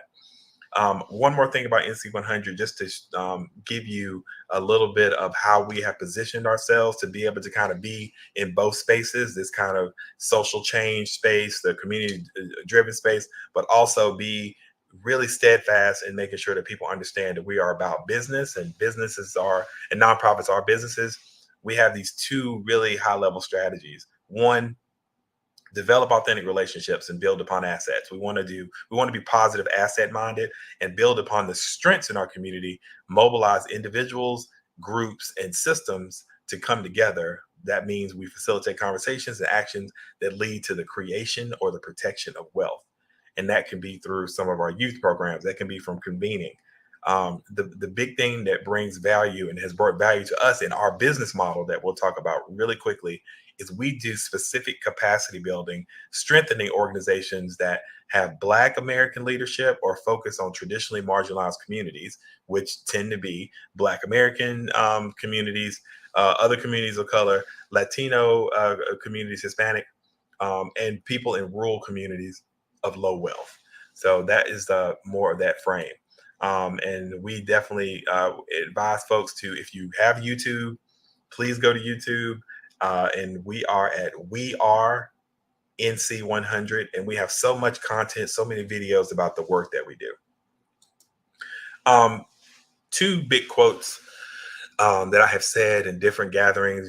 Today I am traveling. I'm in Winston-Salem, North Carolina. I was traveling, talking a little bit about employee ownership last night. But one of the things that I like to say about our work is that all of this work, the work that we all do, but in particular, the way we kind of look at it is to encourage and foster entrepreneurship mindsets while doing the social enterprise work and helping all of our folks dream big, because everyone deserves to win in this economy. There are so many spaces and information that is out there for folks to be able to get access to capital, access to relationships.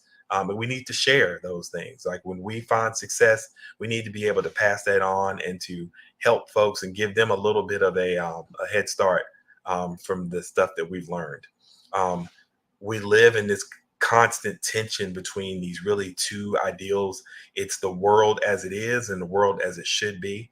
And the work that a lot of us social change folks do, and trying to discern the interest that creates people's position. We want to agitate, we want to anger and lean into the anger about things that don't work the way that they should be so we can make change. But you want to be true to yourself, true to your values. As you learn what people really are aligned to, whether it is, creating like collaboration space or providing resources for people, once you make that social contract and understanding with people, you can be a disruptor as well by just simply pointing out any contradiction between what a person or organization says and how it acts.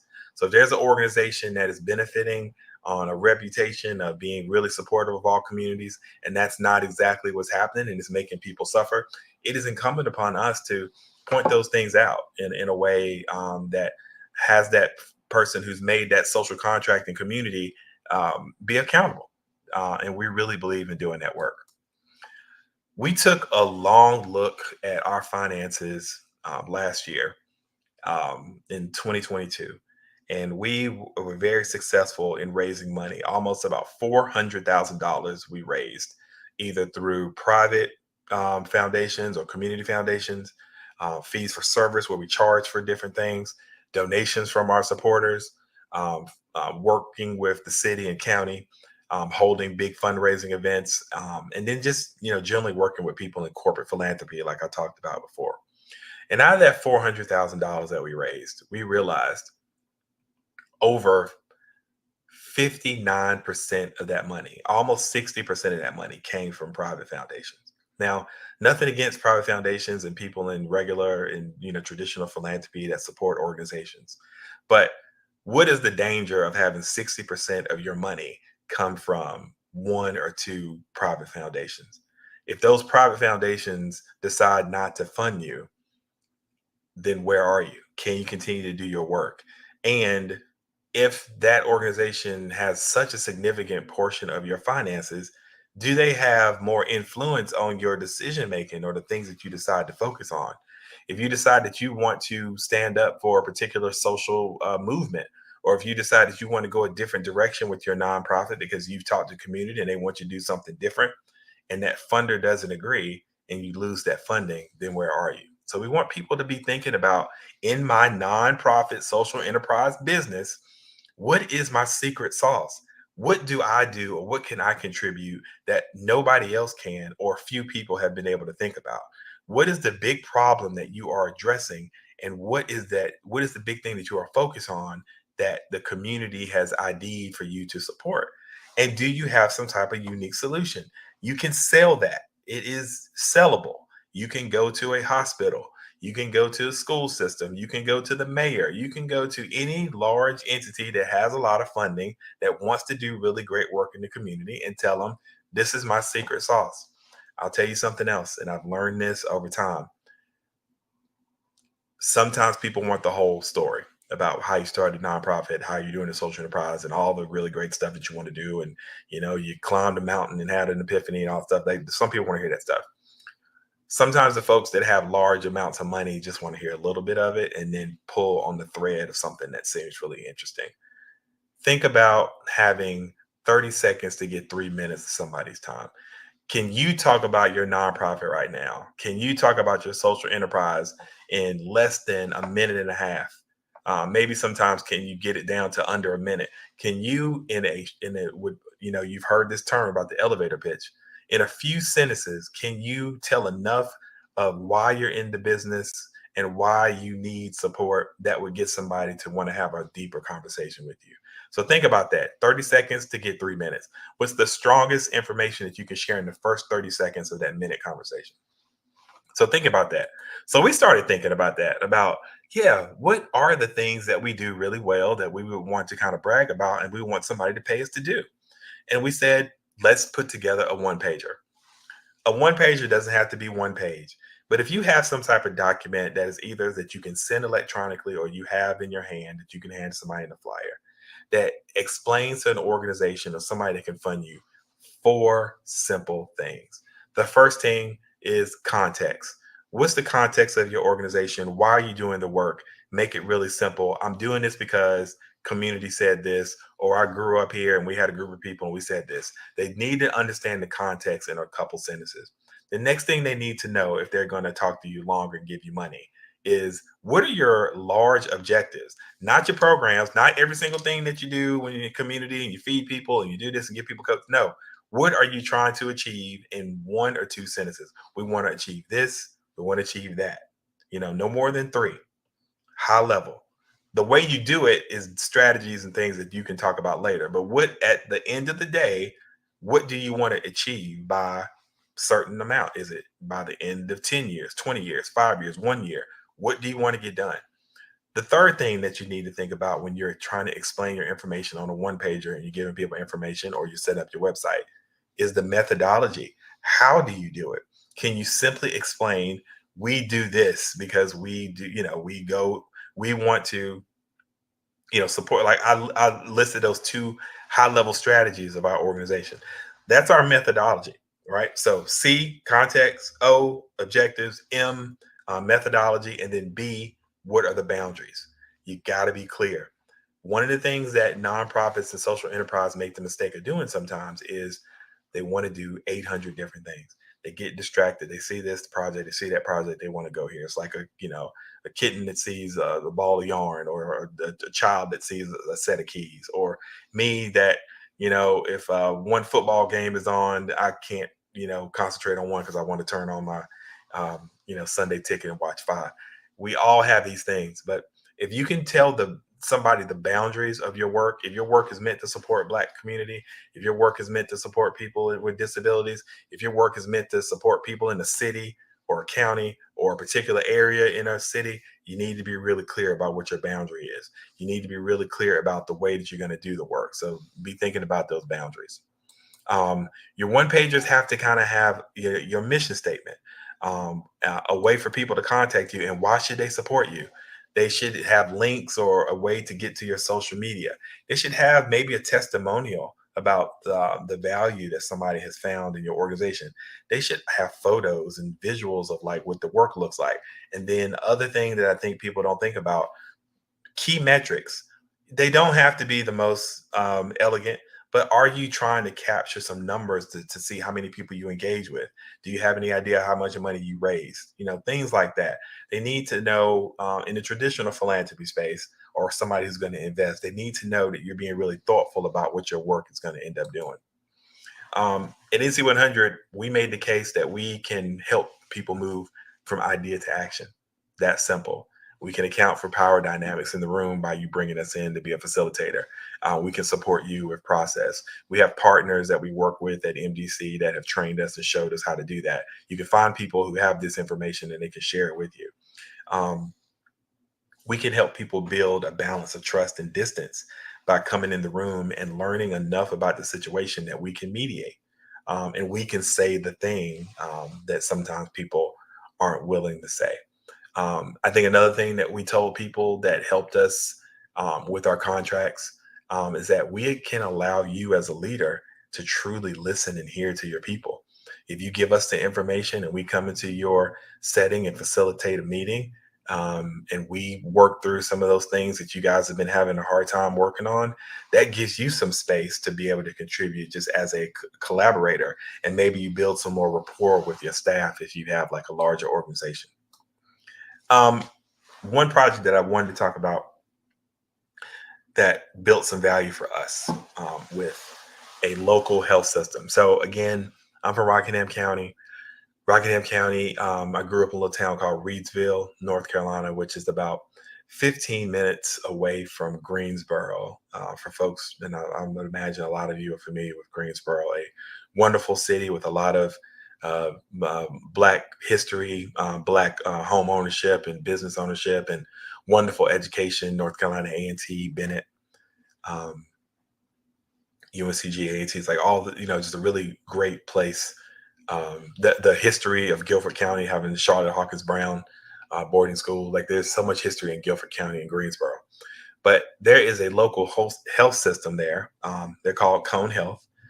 They operate in Guilford County, they operate in Rockingham County, they operate in Forsyth County. And we had an opportunity to make a presentation to them about a potential merger with Cone Health and another health system that was coming in. And it was going to bring in millions of dollars of community relations money and support. And we talked to that health system about how valuable it would be to be able to support organizations to be ready with their infrastructure and capacity building to be able to take on community health work. And so our hypothesis was that if we could, we could help them learn how to do better engagement, that would fortify the pool of community organizations that the hospital could work with. It gets the hospital their mission of making their community healthier. It supports these other organizations that are struggling and need money to be able to move their work forward. And it allows deeper understanding of what some of the community problems were. So we set up what we call the design thinking framework, where we explained to a group of nonprofits in Rockingham County what we wanted to think about focusing on. And so we brought them all together and started thinking about, like, what are the main issues going on in Rockingham County? And those folks had access to other people, and other lived experience. And we talked a lot about it and drilled it down to a few things. Once we drilled it down to a few things that we had some consensus on, we asked our partners to go into community and ask some of those same questions and see if what we were thinking matched what they were thinking, then we would come back. Once we got the feedback from those folks, we came up with an idea, like, what could we do as a business model, or what could we do as a solution model that would support some things that the community members have prioritized? And we came up with like 4 or 5 different events that we could do and learn from. The crux of this is having the discipline of being able to talk to community as you make your plan. So when you bring a solution to community, more and more people have designed it that are within the community, instead of just you coming up with an idea and saying, hey, do this, or here's a solution for you people. It's you have designed it. So once we come up with like a couple solutions of what a business model might be or an idea, we go right back to those people. We talk to them. We make sure that we haven't missed anything. And then we do the event or we do the solution. Like we figure it out in a very lean way. We got money from the Kate B. Reynolds Charitable Trust to kind of do this work. And we did 2 or 3 different things and not all of them worked, but we learned from how it failed. And, you know, a really smart person told me, you know, a couple months back that if you change the word fail to mean first attempt in learning, then you see the value in being able to have some type of project that you take all the way through, whether it succeeds or fails, you're still winning because you learned something. And so we continue to do that. And it was very, very, very successful. I don't know if we're able to show that video. I haven't seen anything here in the chat that says that we had access to it. So I'm assuming that we're not going to be able to show it, but I absolutely would love to have Dr. Kelly and the other folks here at the Expo be able to share that video, because I really, really would love for you all to see what that looks like. Oh, so you were able to get that up. Can we show that really quickly just so you see what that looks like in practice? And then I'll close.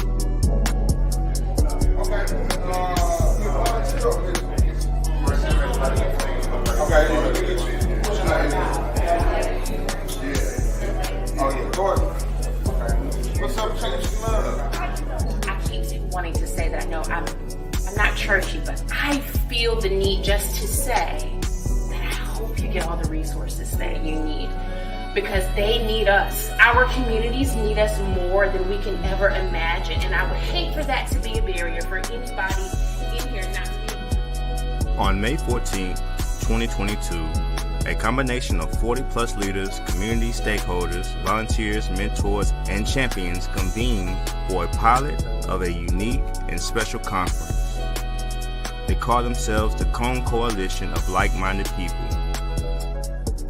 Like-minded towards liberation, fairness, and the idea that everyone in Rockingham County should thrive regardless of who they are or where they live. This 4-hour event was held on the campus of Rockingham Community College in Rockingham County, North Carolina, as a part of a design thinking project in partnership with Cone Health, MDC Rule 4. Several leaders convened from Rockingham County's nonprofit NC100. They came together to address some shared challenges and problems together while sending an authentic community voice, thanks in part to the grant funding from Kate B. Reynolds Charitable Trust, engaging in inspiration, imagination, and prototyping to bring this pilot to reality. The Piedmont Triangle Regional Council shared several job opportunities for the crowd to explore and share. Black-owned businesses were prioritized in hiring and supporting the collection of champions, to the food and snacks, to the folks trusting and documenting this event, to the childcare provided by Headway Success Group. Forensics lab. So today is all about healthy mind, healthy body. And so we have the forensics lab set up, and so we'll have our display of our volunteers. So what they'll do, they'll get a chance to label. And of course, we have to have old school operation because it's just fun. Local facilitators led the county members through an in-depth work session about the importance of mentor and active volunteering. What's called Excelling. It's a non-profit organization, and it helps. Rockingham Community Champions of Faith and Public Service grace our community members with shared learnings on this amazing Saturday in Wentworth. Crystal Galloway served as a brilliant and engaging mistress in ceremony. Reesville Parks and Rec Superintendent Quentin Robinson delivered a starring keynote address. and Tango Moore of the Reesville Area Foundation was honored, along with a side of honorees on our first Portia M. Parrish Cone Coalition Champion Award winner, given in honor of her memory and legacy as a tireless advocate and torchbearer for the marginalized or underserved. Help us reach our goal to learn more about building and strengthening the relationships of those who support mentors, volunteers, and young people, especially in the ages of 12 to 22, building the community capacity to support those in need of training, resources, and storytelling, finding ways to create and maintain a healthier Rockingham County and beyond. Want to know more about the Cone Coalition? Contact NC100 via Facebook at NC100 or www.nc-100.org.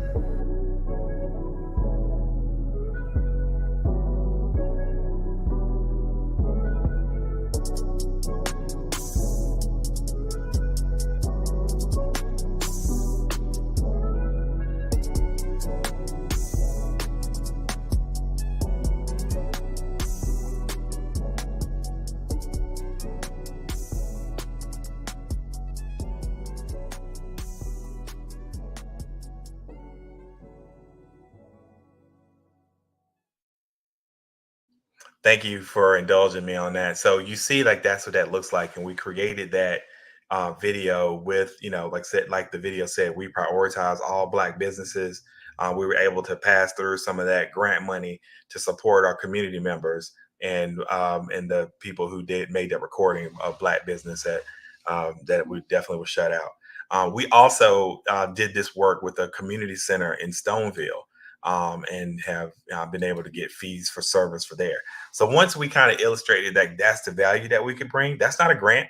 That's something that we provide as a business that we charge for. Now, that profit is not going to somebody's pocket. It's going to continue to support the work that we do so we can put on programs for free. Since then, we got a contract with the Rockingham County Health Department. We got one with Cone Health and CRL. So the big thing that I just want to lift up, and close, is that we went from having $10,000 worth of business that we did fee for service to almost $100,000 in 1 year, just from thinking about what do we do that other organizations can't. And that's just appreciate you for listening to me today. Oh, well, thank you so much, Meryl. Sure. This has been a wealth of information, and we want to give you special thanks for being one of our sponsors. Now, I know you might have mentioned it before, but can you tell the audience how are we able to make contact with you? I think the best way is, well, two ways I would say. We have a website. It is www.nc-100.org. But what we rather is for this network of people, we would love you if you have LinkedIn. If you just type in NC100 on LinkedIn, that's probably the best way. I would imagine most people that are watching today are active on LinkedIn. Okay, and is there any thought or any closing remark that you would like your audience to leave with this evening? Other than being a proud sponsor of this, and I love what you guys are doing, really, I'm very serious about this. Nonprofit entities, the only thing that makes it different from an LLC is tax code. So you really have to be thinking about what's that financial sustainability model that I'm going to use to support my nonprofit. So when I go to a funder, I'm not going, hands clasped and begging. I'm going more of my hand extended for partnership. Well, thank you again, Meryl, and Genius is Common, and I'll see you on the other side. Thank you. The Black Business Expo's mission is to raise funds for high school seniors going to college or K-12 entrepreneurs. This expo is a fundraiser for students. You may go to www.blackbusinessexpousa.com to donate to the scholarship fund or use the Cash App BBXUSA. Our goal is to give laptops and up to $5,000 to 10 students.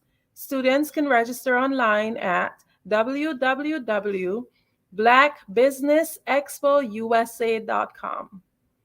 Every dollar counts. So we want to remind you to donate to the Scholarship Fund. We want to thank our Black Business Expo sponsors for October 2023. NC 100, First Atlantic Insurance Group, Moody Capital Partners, Sweat Soul, 5-Star BDM Media, Hello LLC, Lotus Rich Coaching and Training, Carolina, Virginia Minority Supplier Development Council, Step Management, Barbara H.C.